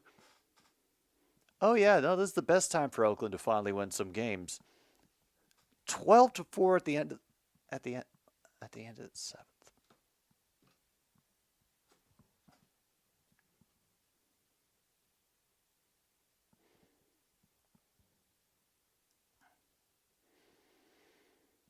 17 unanswered points in the last 12 minutes by the Detroit Lions. Dalton is out, working in the gun again. Cameron Peoples, I think he got the ball knocked out. Lions are claiming they have it, and they do. Oh my goodness. Cameron Peoples knocks the ball out from the running back, and Brian Breeze recovers it. Yeah, and look at that. Just busts out of Peoples' grasp, and Brian Breeze has his eyes on it the whole time. Ends up coming in from out of nowhere to get underneath the pile. Oh, that was painful. I was checking to see if any part of the running back had touched the ground before he got hit. It hit his elbow and his knee weren't on the ground. Oh, Panthers fans, my apologies. This is an ugly way for this half to end. But Bridgewater and the Lions are back out to 27. Bridgewater lofts it. Absolutely lofts it to Antoine Green inside the 15 now. He's able to save some time by getting out of bounds. Stops the clock at 15 seconds.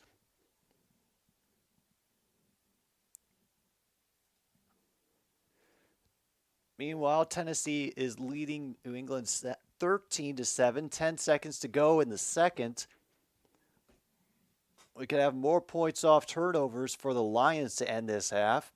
Bridgewater working out a shotgun. 1st and 10 at the 12. Bridgewater is going to run this time, and he will slide.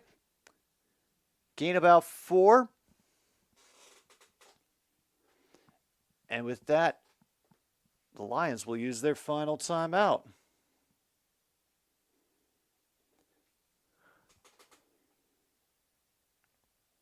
I'm not sure he had enough time to get with his legs, and with all the hits that Bridgewater's taken over the years, I wouldn't want to put him in that position. Thank you for sliding, Teddy.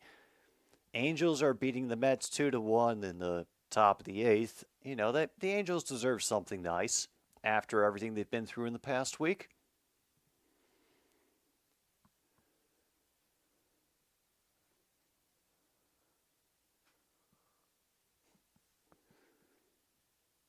Remember, Detroit will receive the second half kickoff.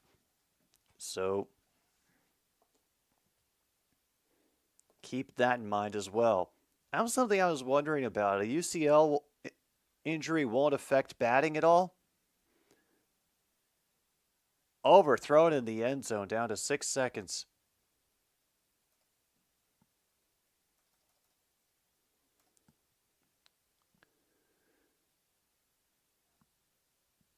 All right, let's see. Oh, yeah, he completely interrupted that route. Very good job by Taylor. All right, 3rd and 7.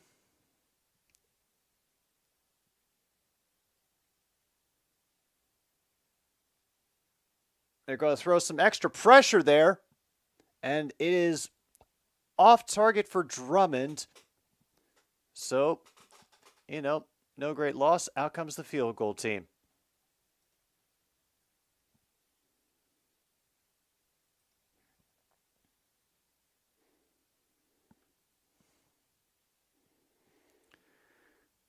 Oh.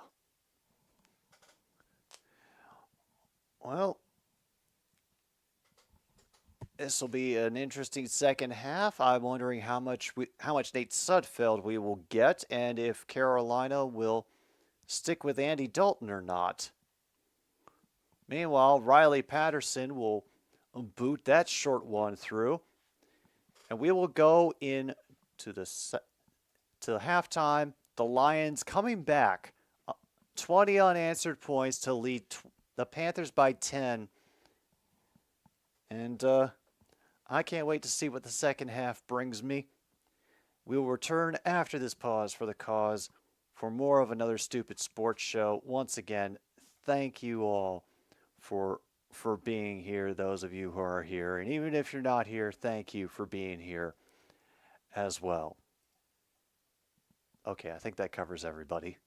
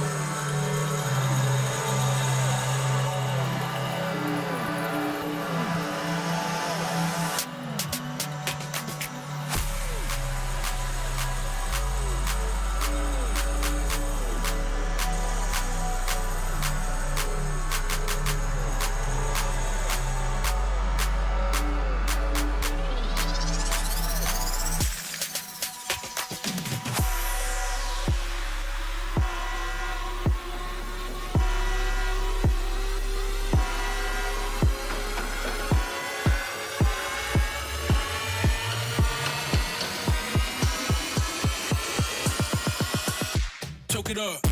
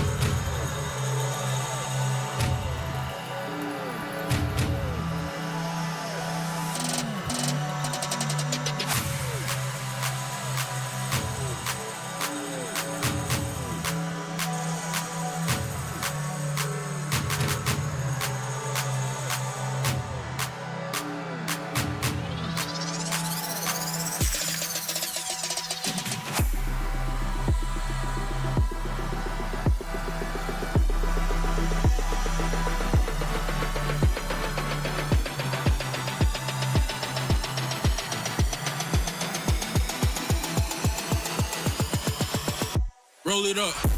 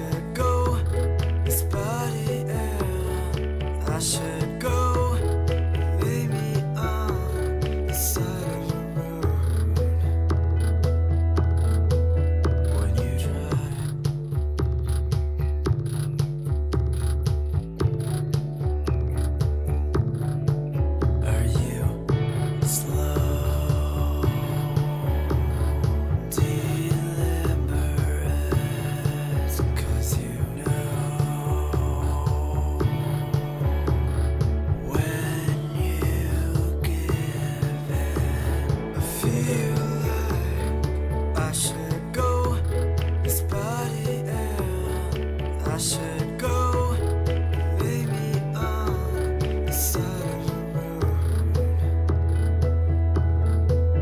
when you drive.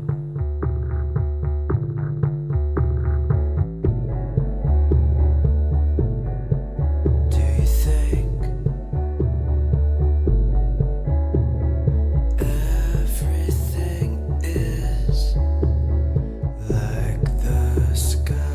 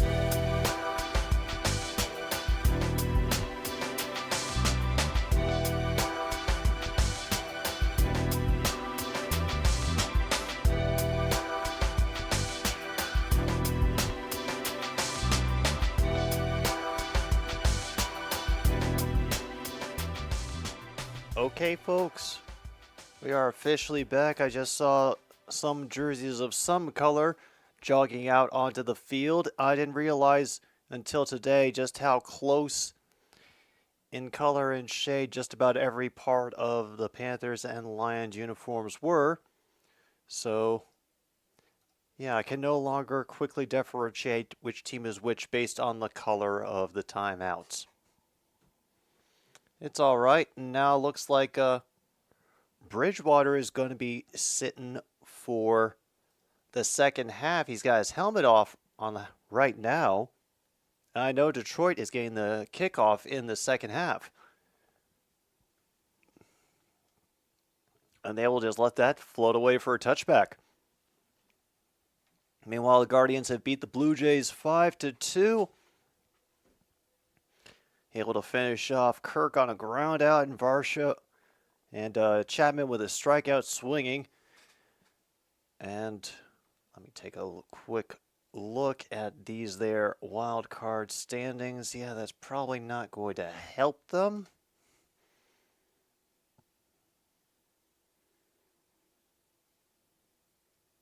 Nate Sudfeld is back on the field. Last week, 9 for 18, 80 yards, a touchdown, and an interception. Sudfeld's first pass gets 4 yards from Chase Cota. And Zigbo will be starting at running back for the Lions in this half. Oh, by the way, this is something important that I need to show all of you. So just confirm that you're here, because I'm not going to show this again. If you're here, speak now or forever hold your pieces.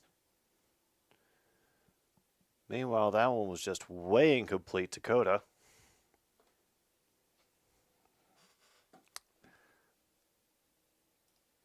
Oh, yeah. Oh, gotta get them started early. Great. So I spotted this. This photograph has not been altered in any way aside from cropping. That is Monty and Angie sitting within 5 feet of each other. I did not stage this. I did not arrange it in any way. Antoine Green is able to get some space to make that catch and add a first down at the 41. So, just so you know, if you ever hear any future growling between these two, it's a charade. They are trying to fool us. They are okay with each other.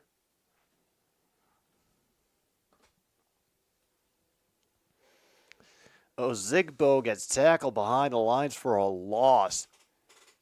Smith out of Penn State coming in to make the stop that time.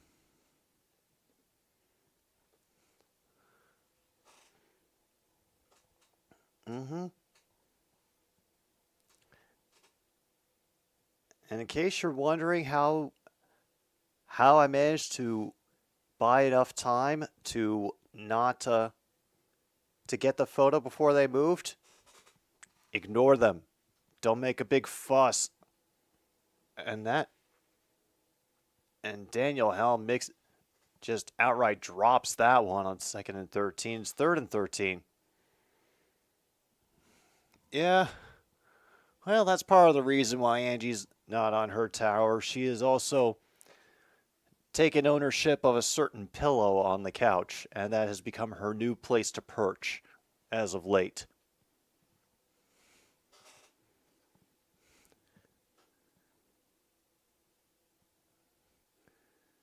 Sudfeld will just have to throw it away. Oh, it's a disappointing first series for the Lions. And Sudfeld is now getting... oh boy. Sudfeld is now unable to put weight on his left foot. Oh boy. Oh man. I am not sure exactly what he got caught on because I didn't see the other dude's body roll completely over him, but oh man. And I could see it on his face. He's in a lot of pain. Meanwhile, Bagleton has a huge yardage catch. MKI's got a hole in the roof. And we're going to take a pause while I guess they figure out what's going to happen at QB next. Meanwhile, we have procedure, so procedure will always return to us.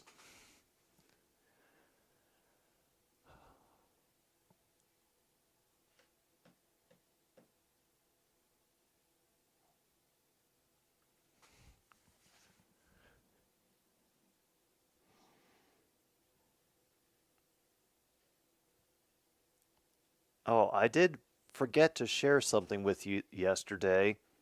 You know, they're doing all those sorts of different ads to hype up the NFL.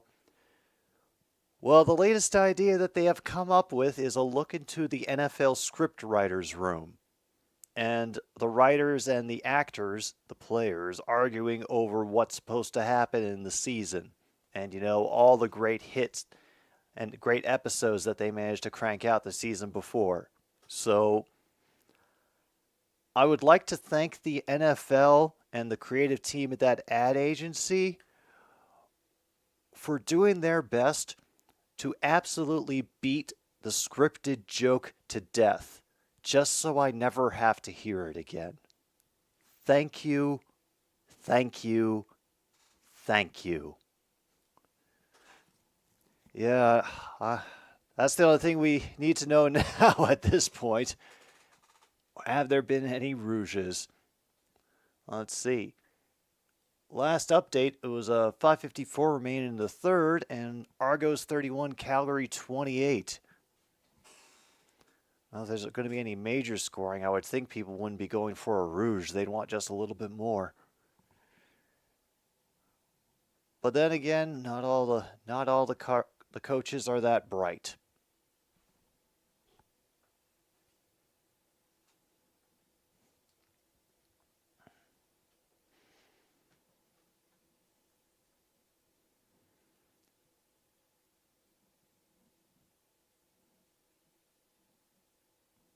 Wow, they're examining him without even the tent being up.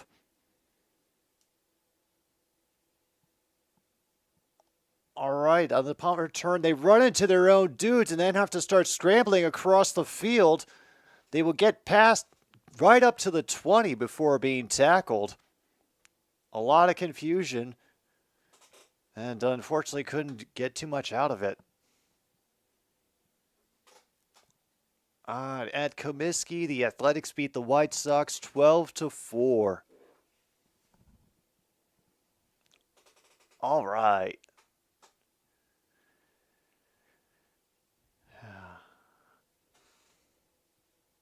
Oh, we like the rouges. We like the rouges.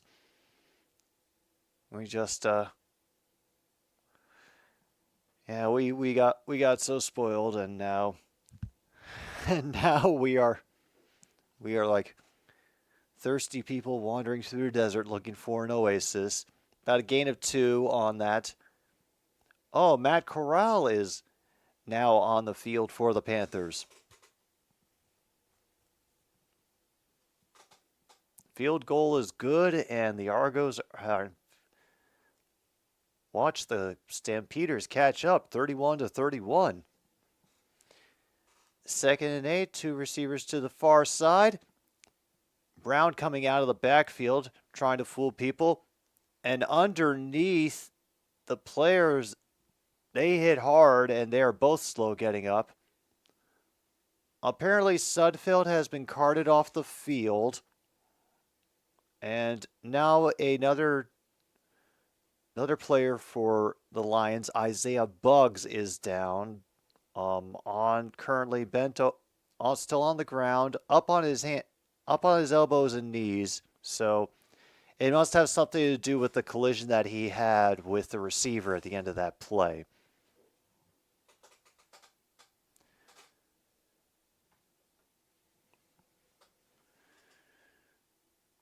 Ah,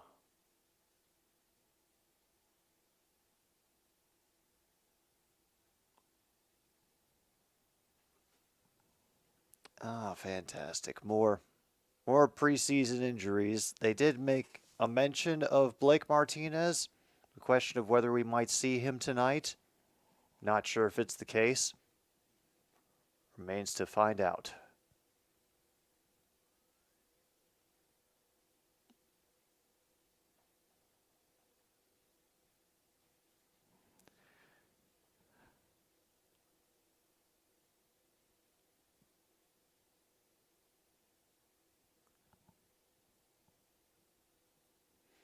And they're going to take their... They have to take their time. This must be a bad one. Because they've started throwing in the ad for the NFL Network and Plus and Red Zone.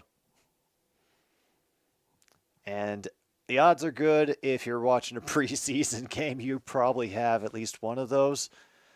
Oh, damn. They're even throwing on CBS alternate network ads. Oh, damn. This cannot be good for Bugs. Okay, the broadcast is back.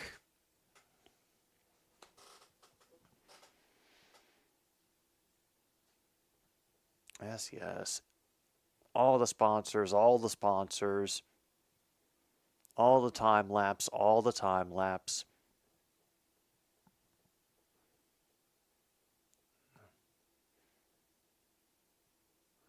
Okay, Isaiah Bugs is on the sidelines, on his feet. Okay.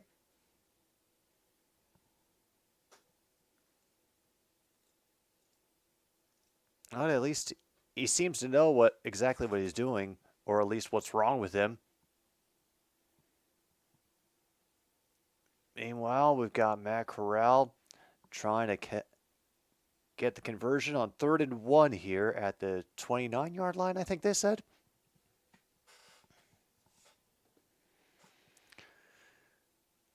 Yeah, just outside the 29-yard line. Tighten up the formation. And Spencer Brown bounces to the outside, leaps forward, gets down to about the 32. Will pick up the first down for the Panthers. Nice effort and good speed by Brown.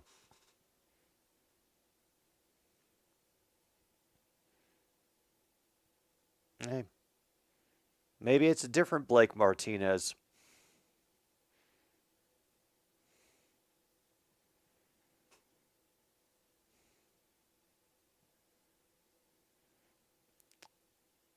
All right, Corral directs traffic a little bit, brings the receiver closer to the line. Fakes the handoff to Brown. Spins out of the trouble, throws up a jump ball, but cannot be controlled. Incomplete to Wims. Stephen Gilmore on the coverage. This is a great effort by everybody all around. Like, he had it, and as he was trying to secure it on the way down, Gilmore was able to get a paw in there and knock it away. So, nobody's fault, just everybody doing their job really well, especially Corral spinning out of coverage like that. We have a pass knocked down over the middle, incomplete. We are at 3rd and 10 now.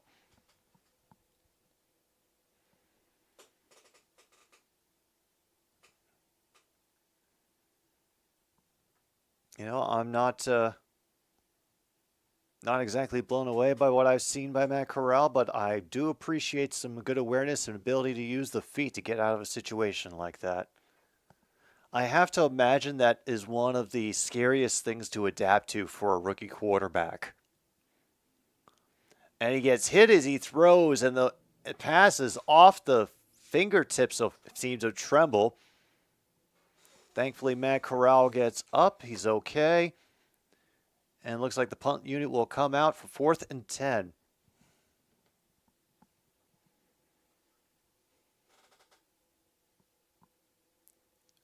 He got. Oh, it looked like he got popped kind of right afterwards. Okay, it was very boom boom. I had trouble with the timing. Hecker is going to kick it away now, aiming for the far side of the field. I think it may have hit one of the Lions, so the Panthers have jumped on it.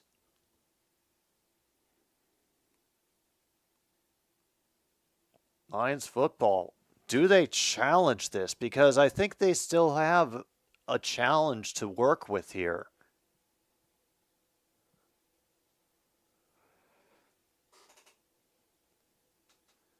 I don't think it did. But it was very, very close. But hey, worth it. It is worth a shot. It's worth a shot. Angels currently leading the Mets 3-1, the top of the ninth. They're at bat. Nationals beat the Marlins 7-4, make things difficult for them getting to try to get back into the good graces of the wild card. 49ers and Chargers are starting up. Oh, that game feels like it's going to be awkward.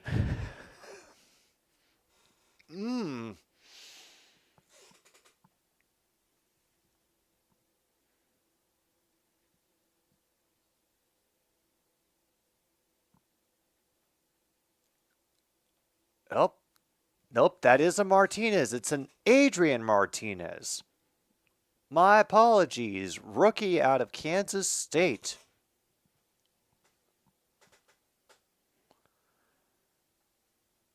Oh my God, he's apparently going to be playing the second half with Nate Sudfeld out. All the time on the field in a big situation for a rookie QB. Purdy's 2 for 2 so far. And a great second effort to try to get initially out of the pile, but they're able to stand him up for a gain of about a yard. Okay, good. That's still going. That clock's still going. 3rd and 2.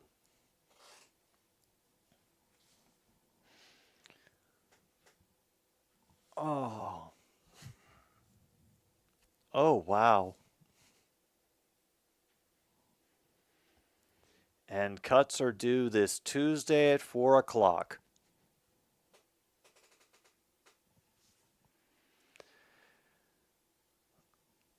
All right, out of the gun on 3rd and 2. Martinez does get the first down. Jason Moore on the short, quick pass.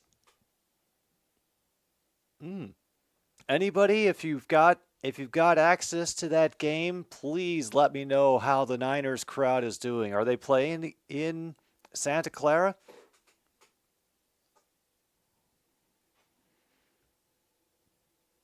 All right. Detroit's finally gotten over 200 pass yards. Carolina saw 133 at the moment. Adrian Martinez under center. Drops back. Completes it to Alexander. Good simple play. Gain of 5.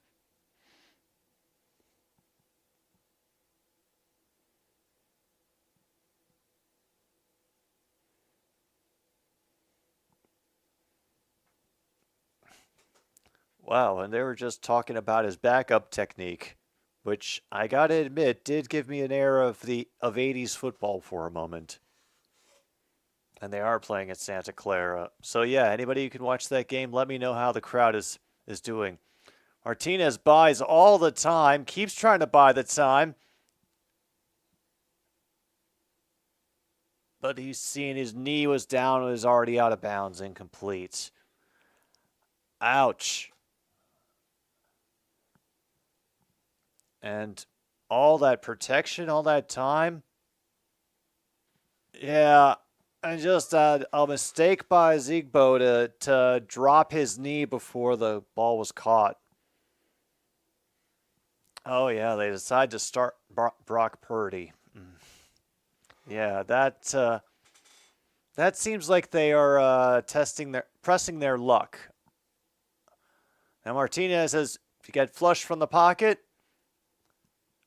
And now he will run and try to get out of bounds near the original line of scrimmage. Easy decision. Out comes the punt team for 4th down. The 49ers have gone to the 1-yard line. Purdy has tripped his running back. Yep. Sounds about right for what I expected from this game.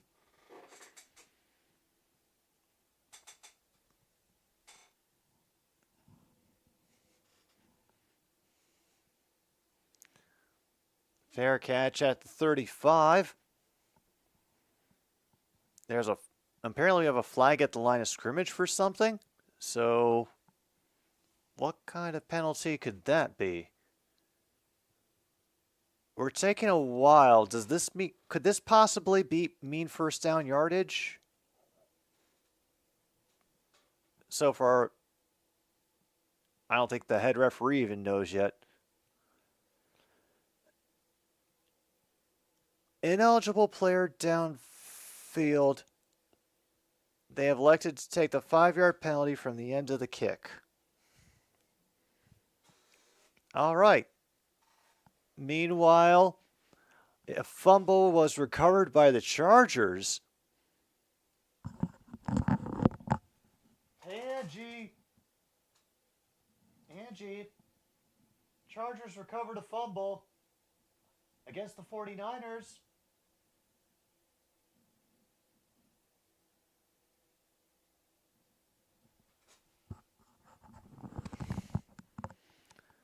Apparently she knows.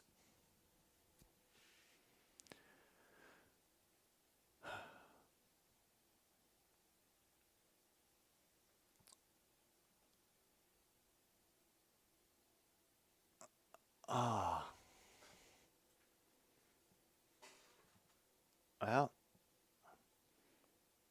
you know what? I'm not going to blame them for making the decisions that they did. Because no one could have foreseen that series of events could happen. I mean, it's something that you acknowledge, but you also hope it doesn't. that it just doesn't. Meanwhile, Logan has declared bingo on card 17, got all the spaces. Oh, that is some smooth play in there, Logan. Good job. Good job indeed.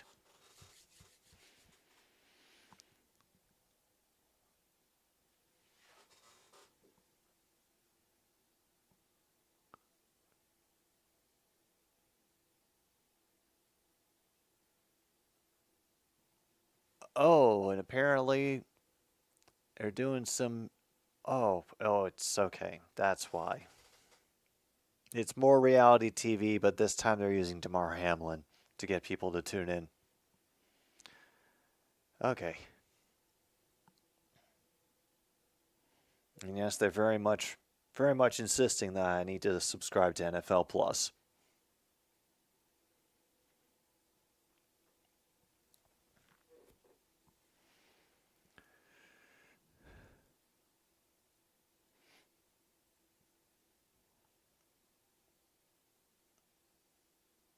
Wow. So the offense has stalled without Bryce Young on the field. That's not promising. So, Bryce, you better take care of yourself, buddy. Only a carry that gets about 1 yard from Peoples before he gets tackled.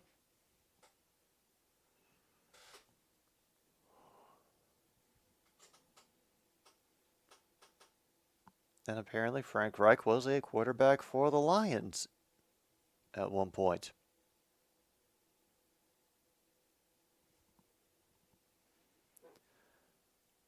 Also, Dodgers officially beat the Red Sox 7-4. Twins 10, Rangers 1. Oh, this is rough. And a good job defending on that play. Incomplete, 3rd and 9. It was a good pass from Karl. Great job by the receiver making a play up for the ball, and yeah.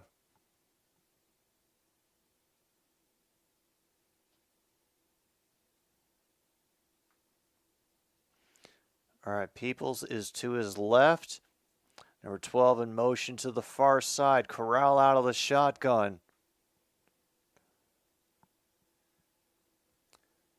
Karl will step up to run it, get across midfield, and he is inside the 30, 35. Finally gets gets his feet knocked out from underneath him. But, yep, 28 yards from Matt Karl as a first down for the Panthers. Brewers still beating the Padres 5-1 in the 7th inning stretch. And the Reds leading the Diamondbacks 1-0. From what we know of last night, that lead is not safe.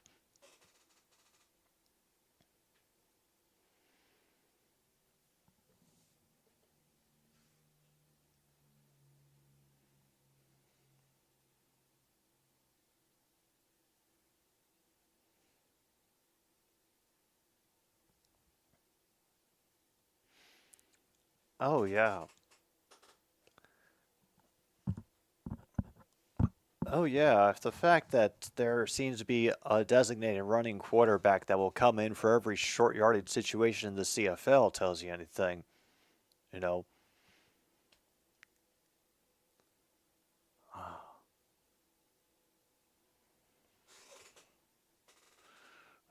All right. Brown is the lone back. Karl under center. 1st and 10 at the 32. He'll hand it off to Brown. They give him a great lane up the middle. He is down very close to the 1st yard. I think it's going to be, 1 yard to go.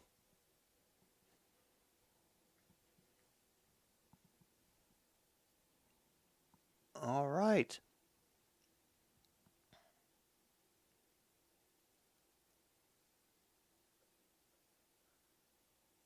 Karl getting some good snaps here. This will be another run to Brown, and he will barrel forward, fall really, to get the 2 yards and the first down.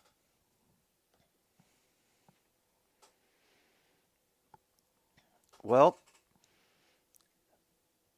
this is a decent sign because since Bryce Young had left the game, they hadn't crossed midfield. So for Karl to get them down here, pretty good. All right, got a very cramped up formation. Number 13 in motion to the near side. It'll be a handoff to Brown. They fake the handoff to Brown, dump it off to number 45. He will have the first down, finally be brought down inside the 3. Giovanni Ricci setting Carolina with 1st and goal. 4:16 to go in the 3rd quarter.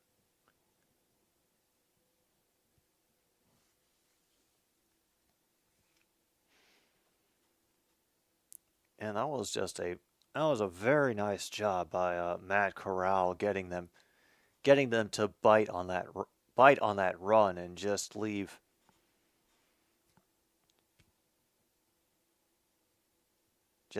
Ricci unattended on that side of the field.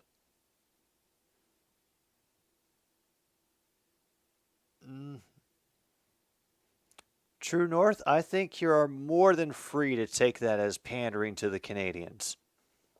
Oh, we've got an injured player on the field and they were just stalling for time. That's why we were staring at the coach for like 30 seconds in a row. Gotcha.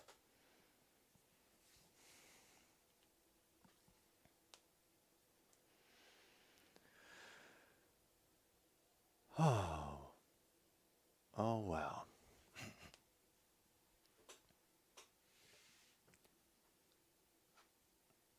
Hey, at least the Panthers will get their first win of the preseason. And why do I feel a little bit of a rivalry building? Well, maybe a mini rivalry, because after all, it was the Panthers is that one game that we lost, that we should have won. that kept us from controlling our own destiny last year for the playoffs. And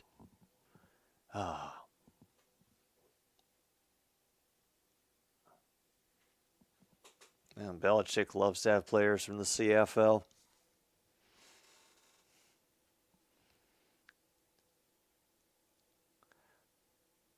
I'd like to think that whenever Belichick does have Canadian players, that he speaks with a southern accent so that he thinks he's speaking another language. First goal. Oh, timer has started again. They clog up the middle, but Brown pushes forward anyway, and with the help of an extra push from the O-line, that is a running touchdown for the Panthers.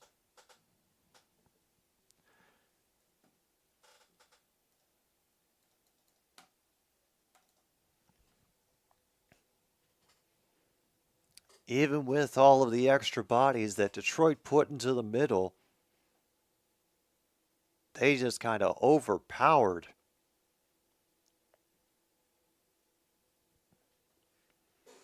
And the Argos have returned a punt for a touchdown.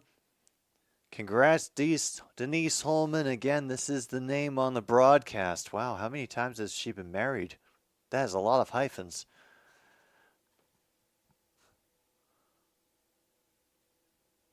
Pinheiro gets the point after. Our lead is down to 3.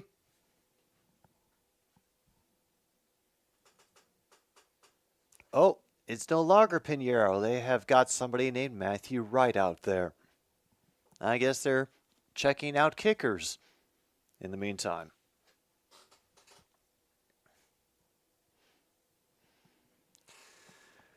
Oh, yes. Now they're previewing the North.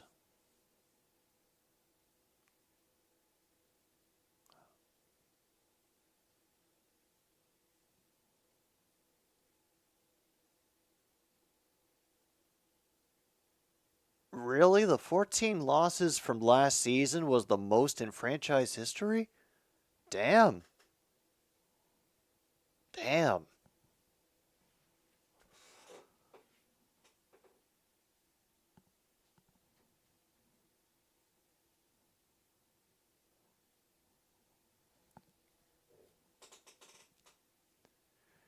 All right. We have been doing especially well on these kickoff returns here in the preseason. Can we get another good bit of field position? Nope, into the end zone. Touchback. Now they're just going to refuse to kick to us.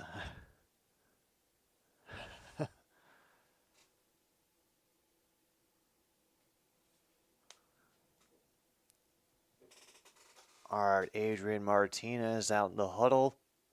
They will start from their own 25.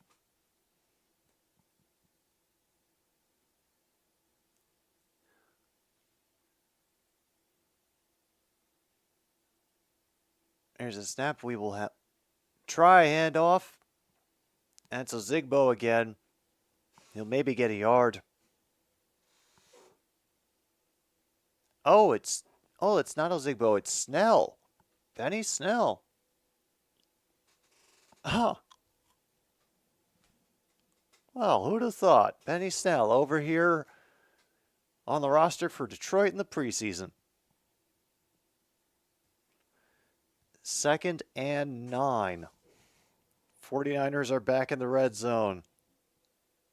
Oh, I'm sure they'll fumble it soon. Adrian waiting, looks over the middle. He's able to dash across the 32-yard line. Alexander Jr. leaves them about 3rd and 3.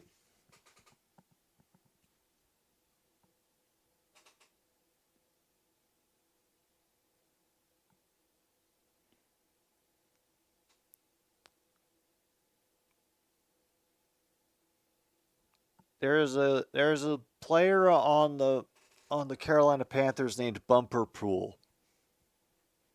I kid you not, his name is Bumper Pool. Martinez has gotten all the time in the world, And he will run and get the first down.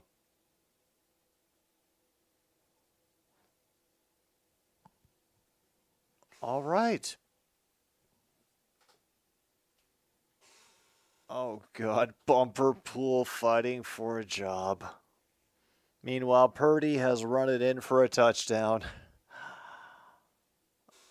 Oh, boy. Has Purdy done much? How's Purdy's arm looked tonight? For anybody who's watching that game. They will try a toss behind the line, number 38. Whoever it was is running. He evaded bumper pool. Yep, that's Snell at number 38.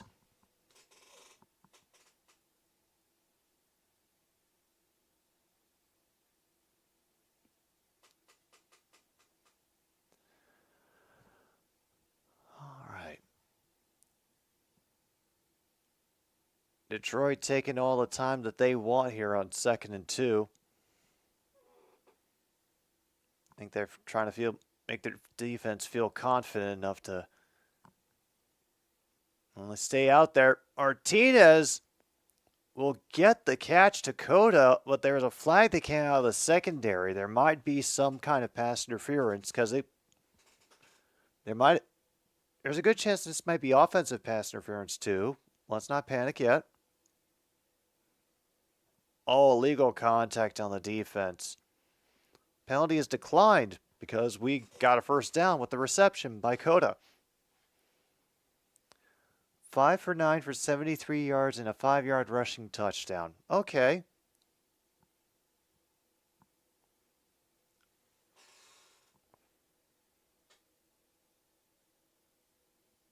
All right, Antoine Green taking a hard hit on that play. That's what drew the flag.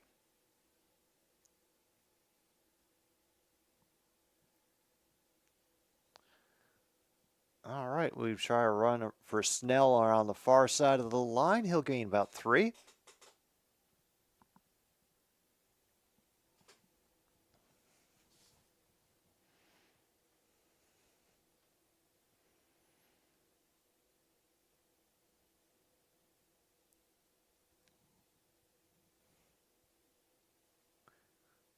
There's Brian Branch sitting on the bench, looking like he hasn't had much to do tonight. And Toronto has pulled ahead by 7 with 4:53 to go. Martinez is on the run, and he will be forced out of bounds 5 yards behind the line of scrimmage. 3rd and long. And they might make this the last play of the 3rd quarter. And I do not blame them. Oh, boy.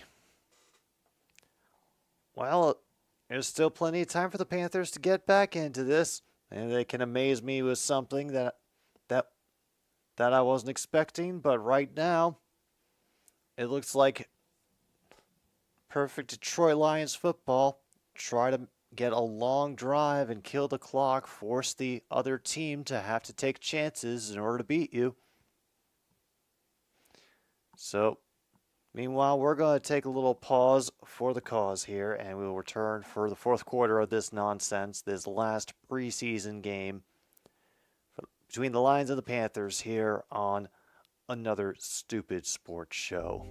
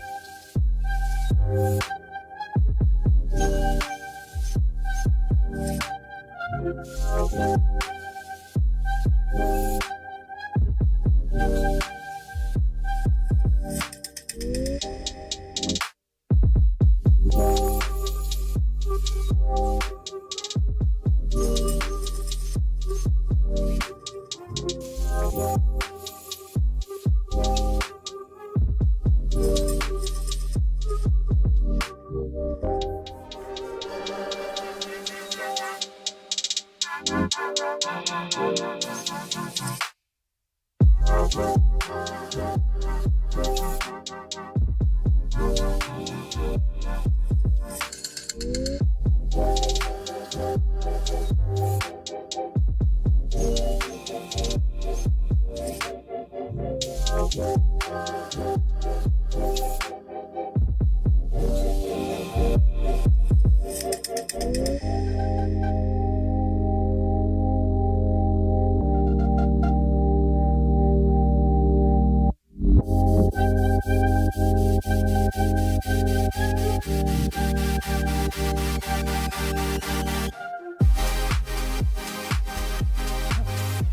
what do you know? The Chargers get on the board with a 75-yard touchdown run. Now that sounds like the Chargers we know.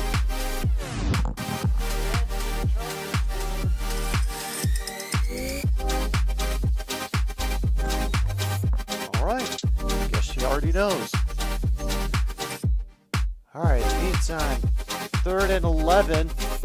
Adrian Alexander now in after Sudfeld got injured.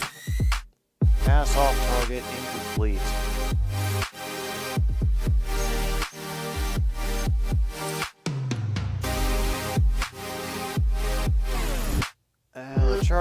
The Chargers need a lot of things.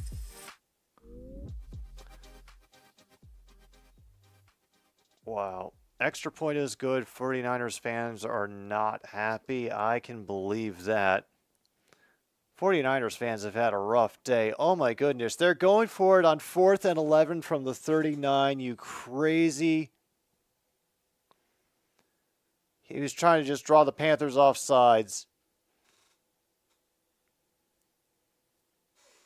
Okay. At least they tried. Wasn't successful, but hey, at least they tried.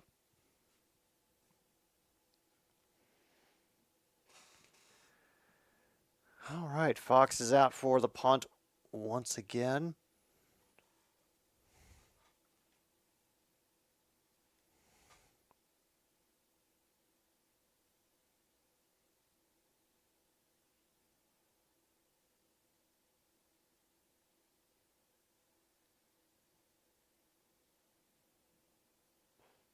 It will bounce at the 5, and they cannot keep it out of the end zone. He is content to just let it roll away. A drone show? Which of the drones are working the cameras, and which of the drones are dropping incendiary devices on political extremists? What I'm saying, True North, is, are you organizing this drone show?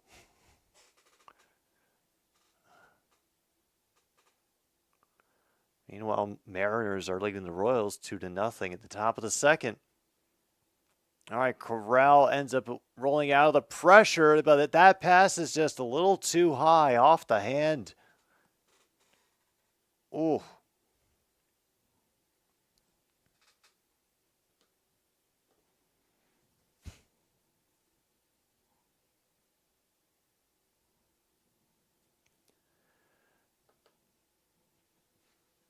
Second and 10 now. Karl is only 2 for 7 tonight. But he's got Peoples as the lone back. 11 in motion to the far side. It will hand off to Peoples, who will get stopped after a gain of 3.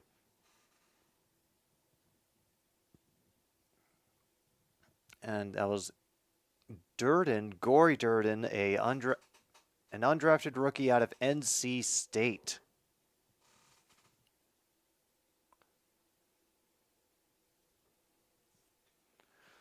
Oh, yes, there's also practice squad spots. For some reason, I keep forgetting about practice squad until the NFL comes around again. It's like, oh, yes. And Detroit makes the best of their practice squad people. I think that's what is great about them. Meanwhile, nobody was able to catch that one. I'm not sure who. That's a 3 and out for the Panthers. 13:55 to go. Brewers are leading the Padres 7-1 in the middle of the 8th. I'm kind of wishing I was. We got a Rouge.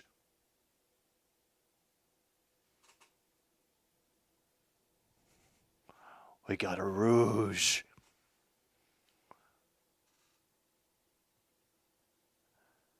And a great effort by Reynolds there to.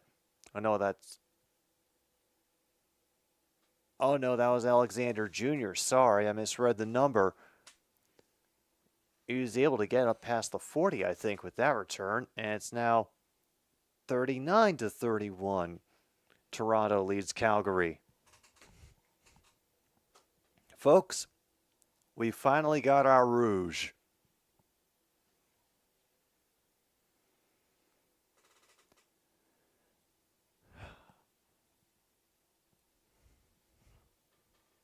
It's worth it every time. It's always worth it. Okay. Has enough time elapsed that they aren't going to take it back, because we've already had to lose the Rouge once tonight, and I don't think we can take the pain again.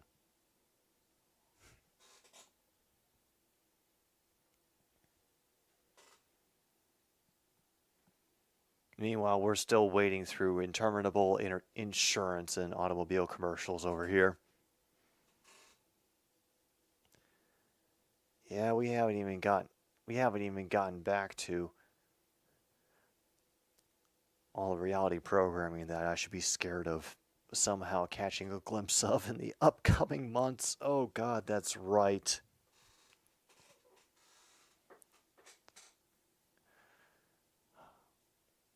Meanwhile, Calgary has turned the ball over on downs. Fantastic. The Twins beat the Rangers in Minneapolis 12-2.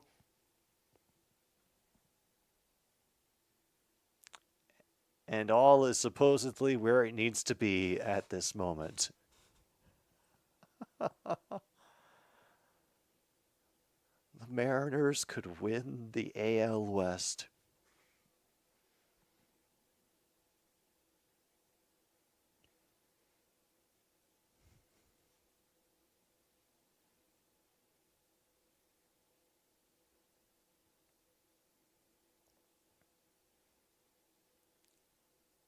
Yeah, we gotta figure out a victory song for the Mariners if they end up winning the World Series. In the meantime, Tim M is dealing with a jackknife tractor trailer. Oh, crap. Across the median, at least 1 or 2 lanes open somehow, or are people getting like truly stranded? Last time they won the AL West was 2001 when they won 116 games. Oh, okay. All right, starting on the 45. Good effort to try to get back to the line of scrimmage, but nothing doing for Ozigbo on that play.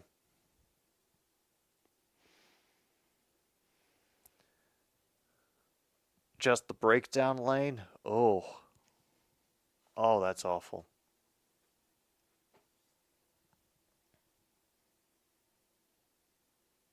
Ooh, dead stop.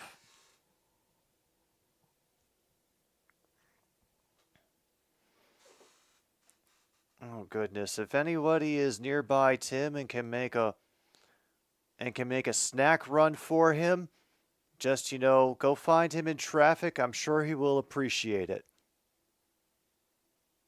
But, make sure the traffic is actually stopped before you try to deliver the snacks. Be intelligent about these things. There, now I hope I am legally covered.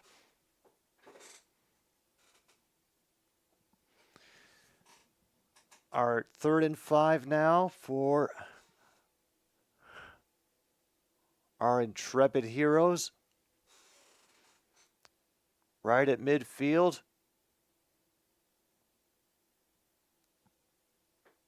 Martinez They're not going to allow him to use his feet, and he can't do it with his arm either. Incomplete. And apparently it was Bumper Pool who got in on the play. Bumper Pool.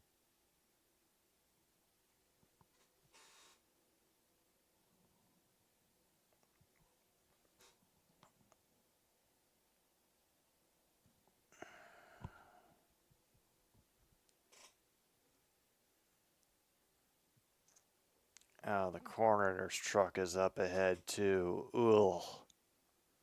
Oh, medical examiner. I gotcha. End of the first, Chargers 7, 49ers 6, and Sam Darnold is coming in. Fun's over in San Francisco, folks.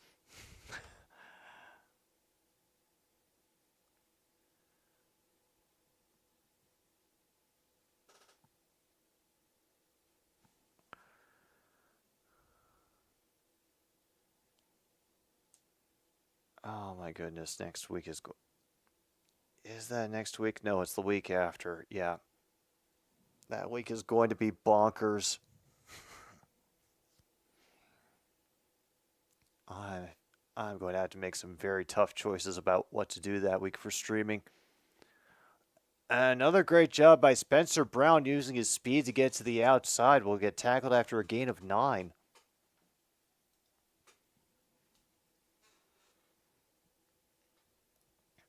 All right, Spencer, give the Carolina Panthers a problem to have. Give them more options at running back.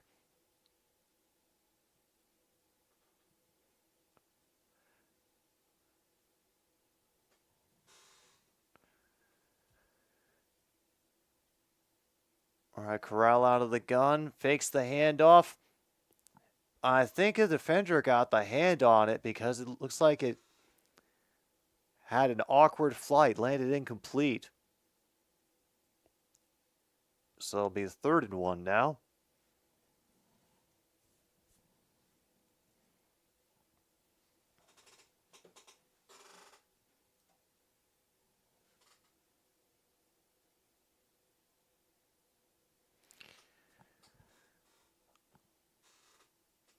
All right, we've got a compact formation.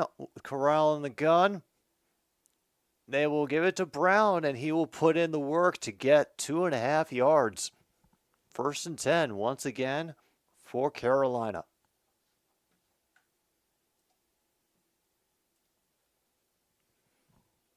It is 4th quarter, yes.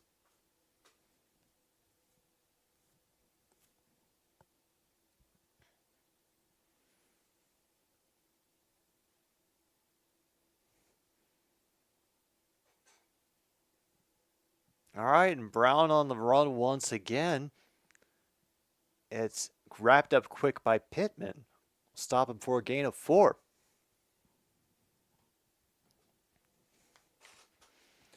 And now finally Brown is gaining a break coming off the field. 12 rushes for 49 yards and a touchdown. Not too bad. That's, I think, about 4 yards a carry. If my math is correct. 2nd and 6. Fake the handoff. Karl will loft it in the air. A little too much space for C.J. Saunders. He's able to haul it in as he runs out of bounds. Clock will continue to run, and it's another 1st down for the Panthers at right around the 41-yard line. And both kickers are injured. Oh my God, well, it's the 49ers. What do we expect at this point?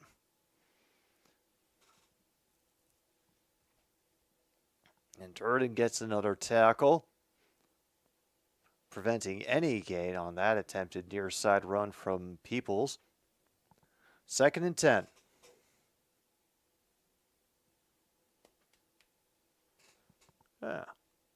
Bryce Young looks like he's enjoying himself on the sidelines, getting used to things.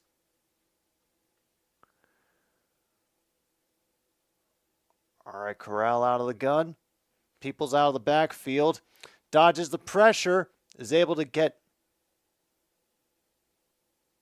But, damn, that flag. I think there's going to be a holding penalty on Carolina since the flag came out of the backfield. Yep, 73 of the offense gets the holding penalty. Lardell Coleman. Unfortunate. Final in Toronto, Argos got 1 rouge, Calgary 0 rouges.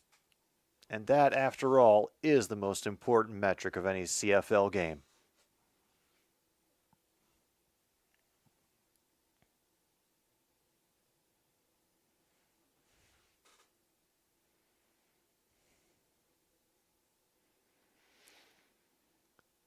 Oh, yep, now they're talking about it on air. This is definitely announcers talking about anything but the game. Lets that play clock go down. Is able to find Jennings, who gets back up to the 40, but is cut down quickly by number 24, Richardson. So it'll be 3rd and 10.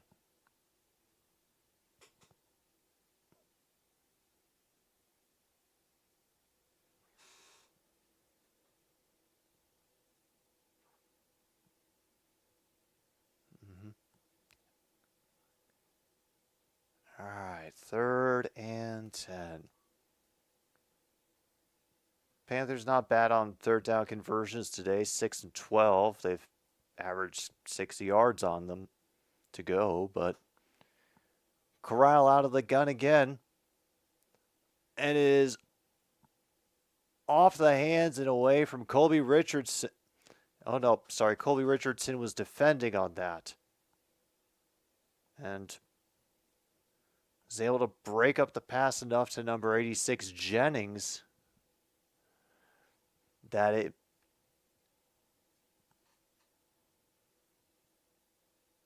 Oh, yeah. Nice, good disruption. It's just off the hands of Jennings. That will force a punt.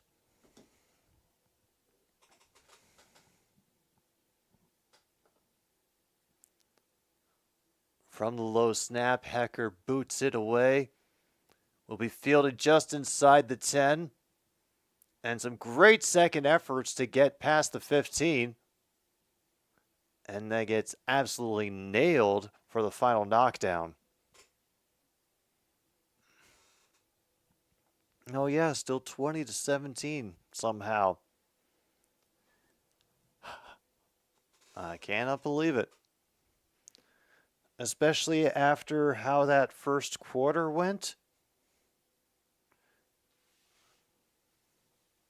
But I do have to say that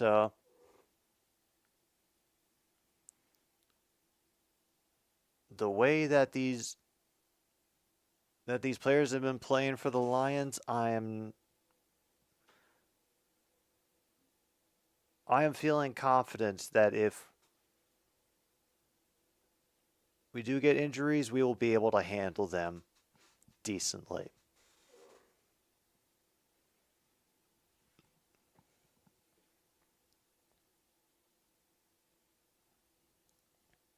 Yep, take away that coffee. Let's give you all some Bud Light. That is exactly what we're calling for the football season, not Screw City Lager from the Prairie Street Brewing Company. Remember what I always say, folks. You never forget your first trip to Screw City, and if you do, you probably weren't there to begin with.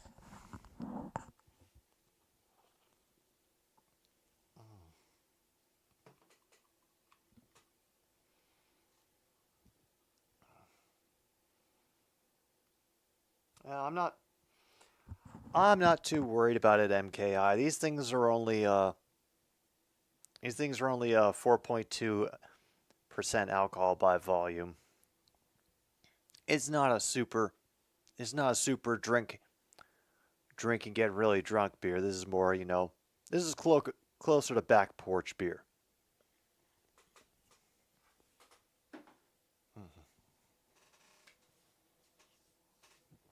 Oh yeah, there's the Cam Newton fumble and the Broncos winning the Super Bowl 24-10.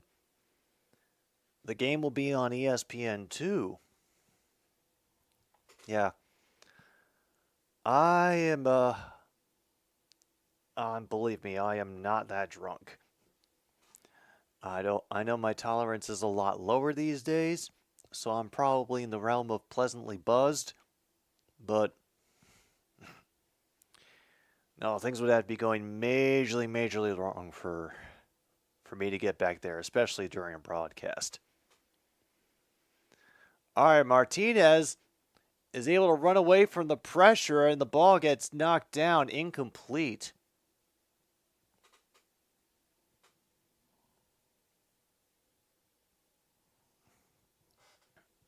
And kudos to the Panthers getting some pressure finally on the QB.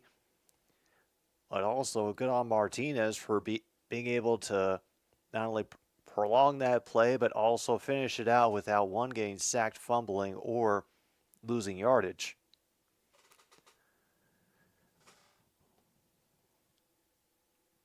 All right, handoff on 2nd and 10, ends up crossing the 20. You got a 3rd down and 4 coming up.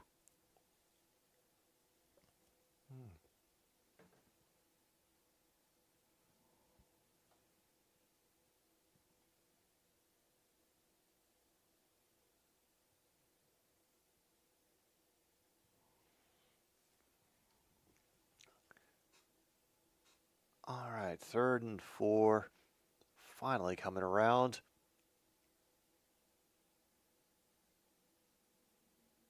Still waiting, and the pass is short.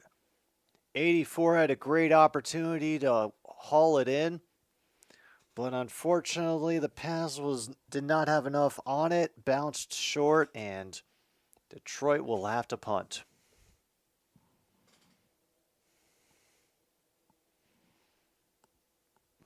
Apologies. Thought I heard a shenanigans afoot. Although, once again, I'm a little bit up past my usual bedtime, so.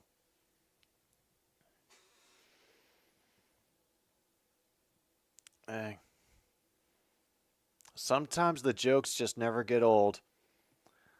That punt is fielded about the 29, and the returner will get about 3 yards before he gets brought down.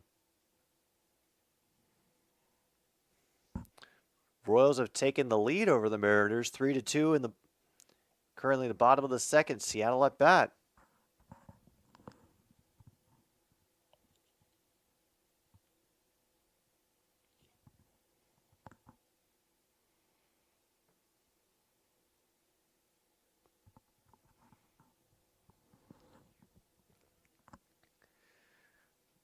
Oh, they are selling the Lions right now, putting in the Dan Campbell inspirational speeches from practice. Gotta get that hype machine. Jake Luton, looks like that pass might have gotten deflected at the line for Luton.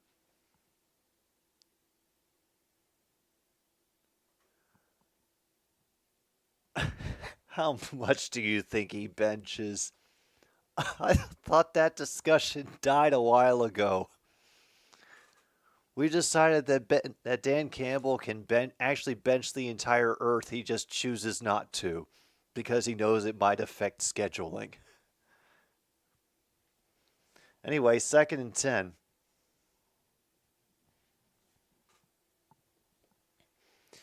Plenty of time for Luton to get that one. It's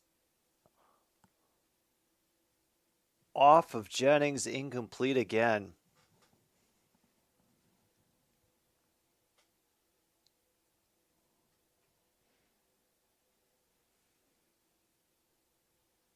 Man, even Tiki Barber knows the art of shamelessly plugging his own show on a national network. I can't even do it here on the damn YouTube.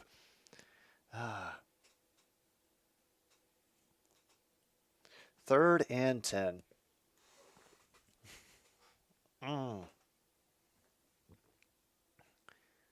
Trying to overload the far side of the field. Luton gets hit and finally brought down near the 16.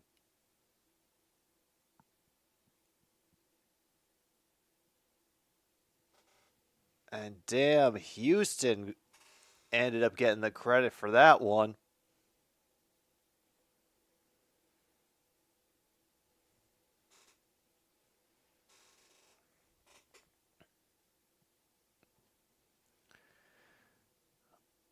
Oh, yeah. There's Aiden Hutchinson, all smiles on the sideline. But once again, Houston making trouble. Brewers officially beat the Padres 7-3. As we get another kick from Hecker on 4th and 22. Unfortunate.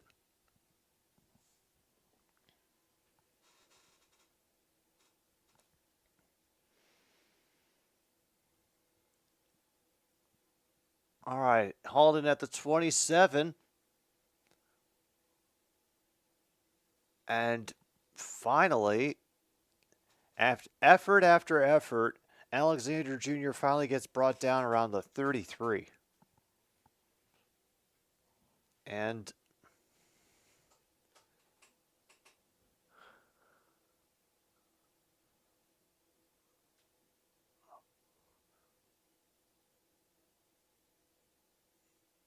oh my goodness, David Montgomery.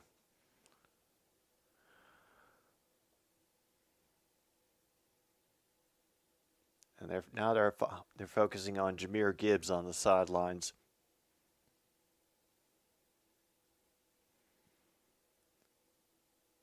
All right, 1st and 10. Martinez drops back. Great protection from his running back. Has enough time.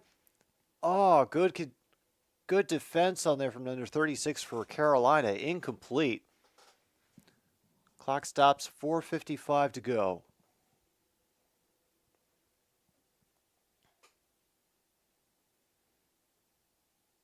Oh, yeah. I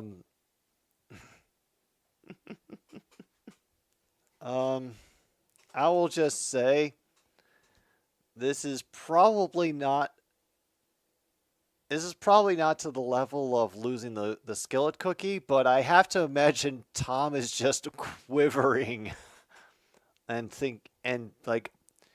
unconsciously trying to record something on his phone to get a reaction going. Oh, he got the YouTube short already? And Logan is right. The Brewers are now up to a 6-game win streak. Lions have managed to get to 3rd and 2. Snell is going to be in the backfield.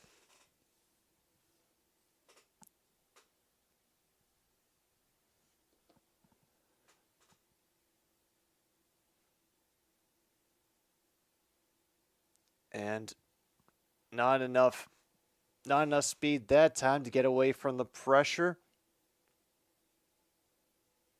They will are they actually going to punt, or are they going to go for it?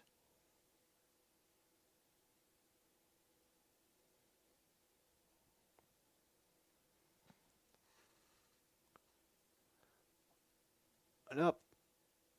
4th down, and out comes the punter again.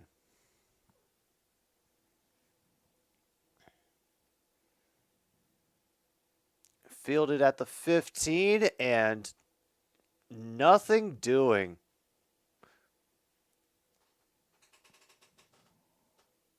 And as Brady Breeze, safety out of Oregon, coming in to make the play. That's right.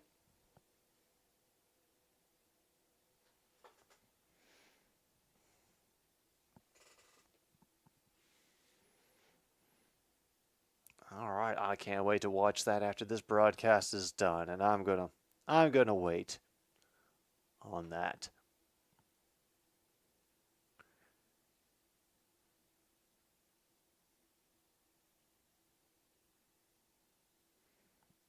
Well, the announcers do have a point.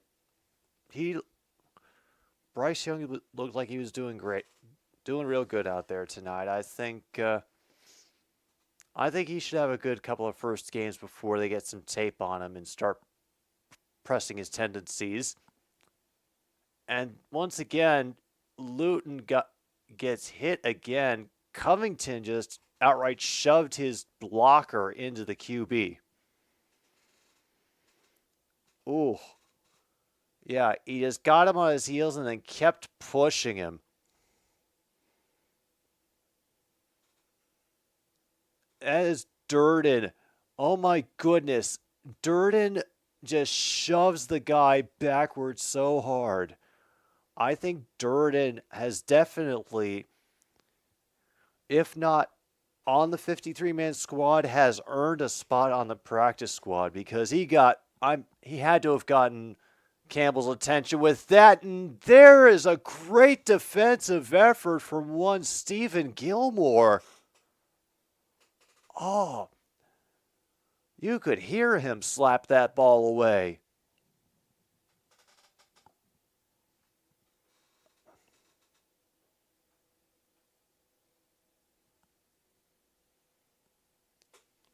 Oh, wow. That was a nice play because it was a good throw too and on target by Luton.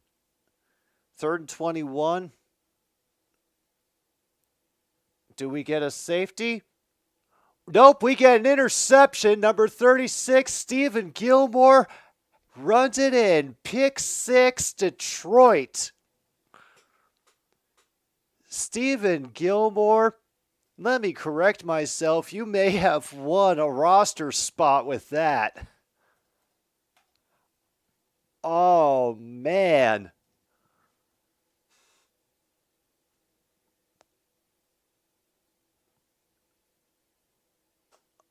Oh, and he's working on Jennings. He just takes the space. Oh, wow. No, this is younger brother Steven. I know it's confusing, and I was confused at first too. But it turns out they're two different people and not just...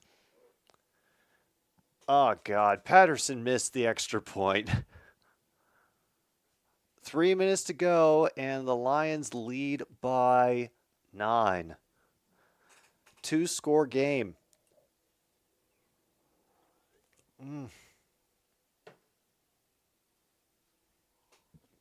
Yeah. Yeah, Steven is his younger brother.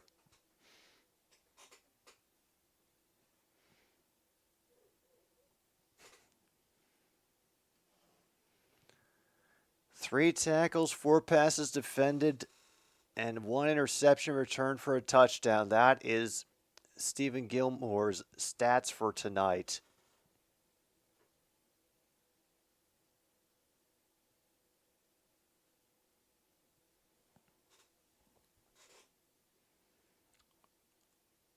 All right, they're starting to list the names of the producers and the directors. I think the commentary has called this game at this point.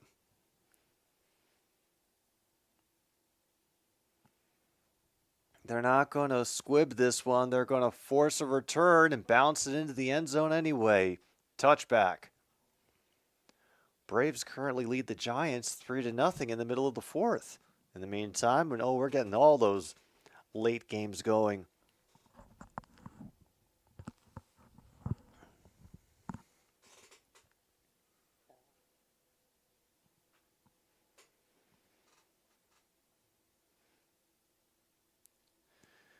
All right, Mr. Luton. Got you another try. That was unfortunate. Well, maybe you can redeem yourself.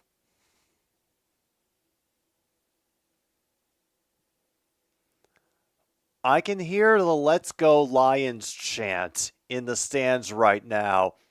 And number 27, Lucas, just absolutely drilled the receiver right after the catch. Almost looked like a spine buster, but not with as much force as you'd expect. 2nd and 5. Luton in shotgun now. 2 receivers out to the right. He looking that way first. Now over the middle. And it gets defended away. Looking for Trimble. Scott Nelson gets a hand on it. Apparently he's also a local kid.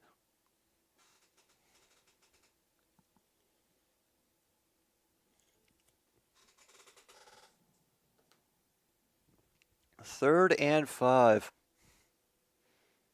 Meanwhile, the Chargers have gotten 1st and goal at the San Francisco 10.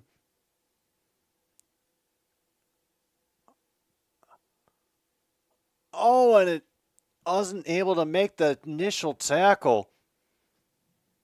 And that allows number 45 to get enough yak to move the chains. Scott Nelson, former Badger. Well, I understand it must pain you to see him doing good things for a Detroit team, but hey, at least he's still putting the work in, even when he's fighting for a roster spot. Mitch Wishnowski was the kicker who missed the extra point. It was the punter. And a great catch with tight coverage from Ricci. Another catch from him. I think he was the dude that just got the first down as well. So we're getting close to 2 minutes.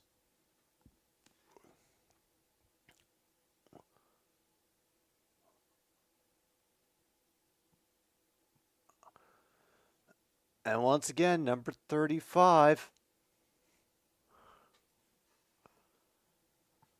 Getting in there and breaking up the pass. 26-17 at the 2-minute warning. All right. So, yeah.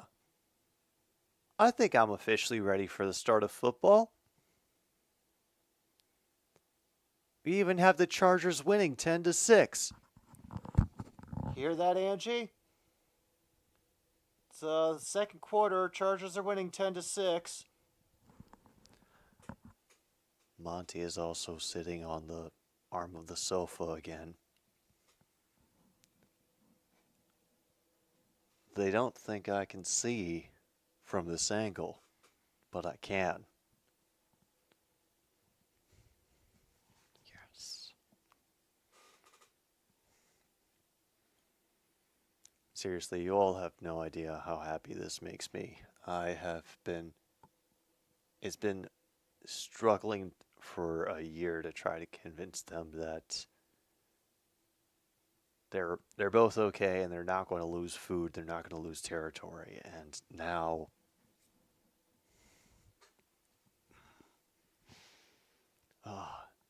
it's just such a weight lifted. Oh, wow.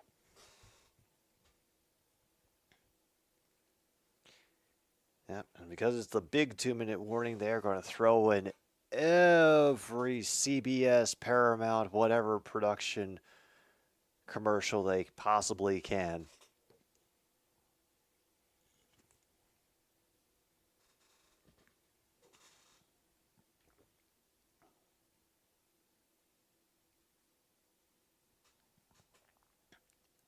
All right. Thank you. I appreciate your patience. Oh, and we play the Panthers on the 8th. The 8th of October.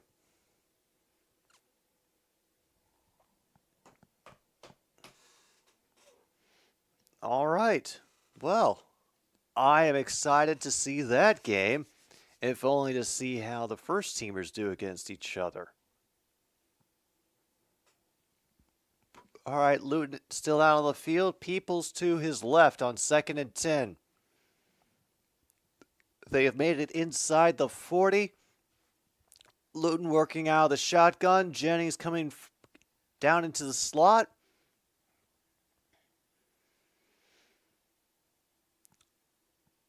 Jennings does get the first down, but it was shoved out of the back a little bit earlier and could not keep his balance along the sidelines.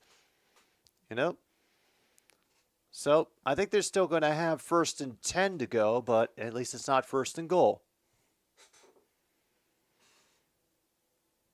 Oh, yeah. Kansas City, Seattle, Atlanta, Green Bay. Oh, that's going to be scary. That is going to be so scary.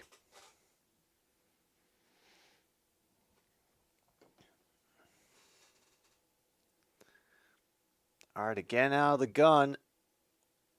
Luton gets to Peoples. Gets thrown out at about 17. Clock now stopped at 1:46.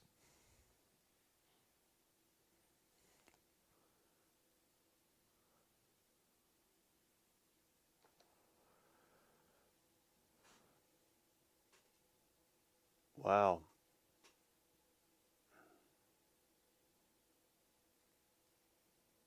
Nine times Luton's been cut in his career. Can he get something more than Dalton on this drive? He's taking a shot. Peoples knocked out of bounds about the 1 yard or the half-yard line on just Luton's one shot to save himself, and it results in a 1st and goal. Oh, beautiful, beautiful pass. I thought it should have been a touchdown, but hey.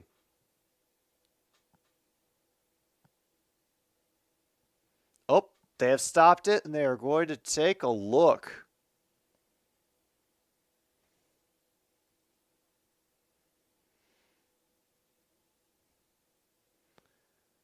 Meanwhile, we have Labor Day CFL games on September 4th. Argos Wildcats and Elks Stamps. The temptation is great, True North.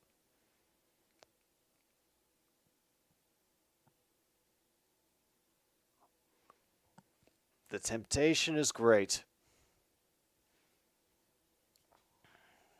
But I will wait. I will wait. Oh, apparently Peoples for the Panthers is out of Appalachian State. It's nice to hear some people from that school getting some NFL time, even if it is preseason.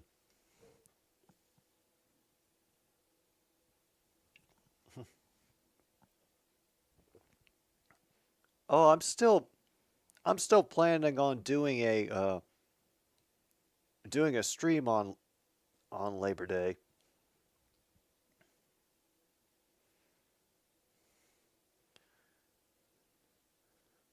But the temptation is great to also do a football stream, which is probably a really bad idea, but like I said, the temptation is there. Specifically that Argos Wildcats, if only because it makes an excuse for me to get somebody to create a Hamilton Monty's. Oh.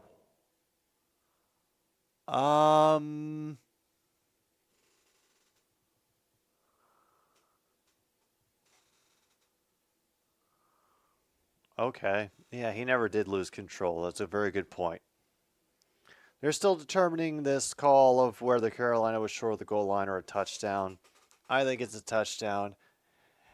And my steadily increasing and going later and later bedtime is hoping that is a touchdown so we can just get on with the evening.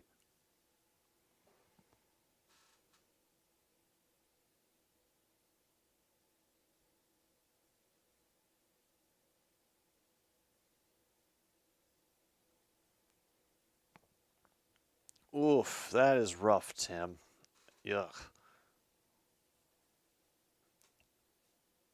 Wait, this may be a touchback? You're kidding me. Because of the whole losing control of the ball thing? Or because of the whole shifting of the ball thing? You're bloody kidding me.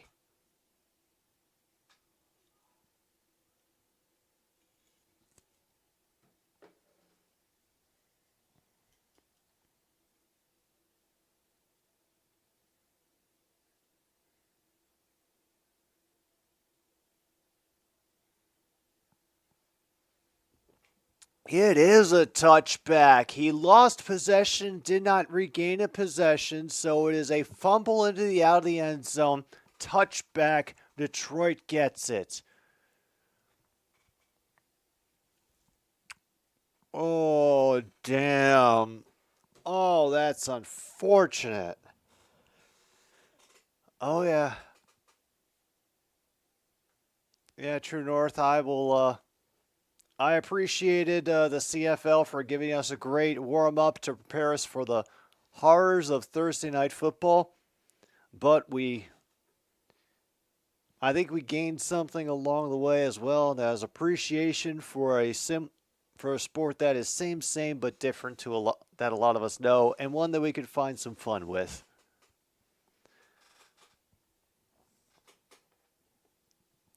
Oh, that's awful. I feel so bad for him. 5-yard run by Ozigbo.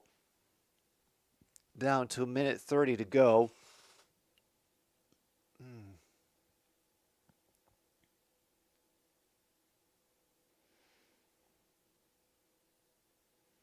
Well, apparently all he really needed to do was touch the pylon.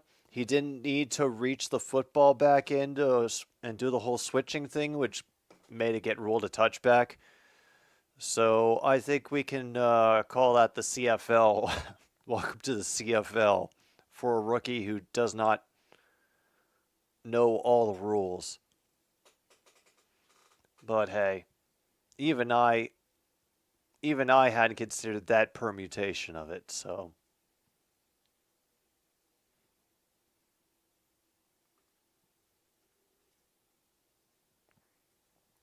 Officially, Chargers Sam Darnell 7.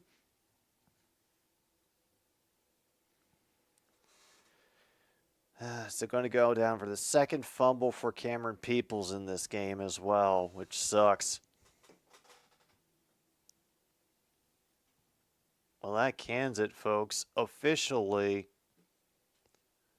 this game is in the books, and the Lions have won it 26-17 over the Panthers.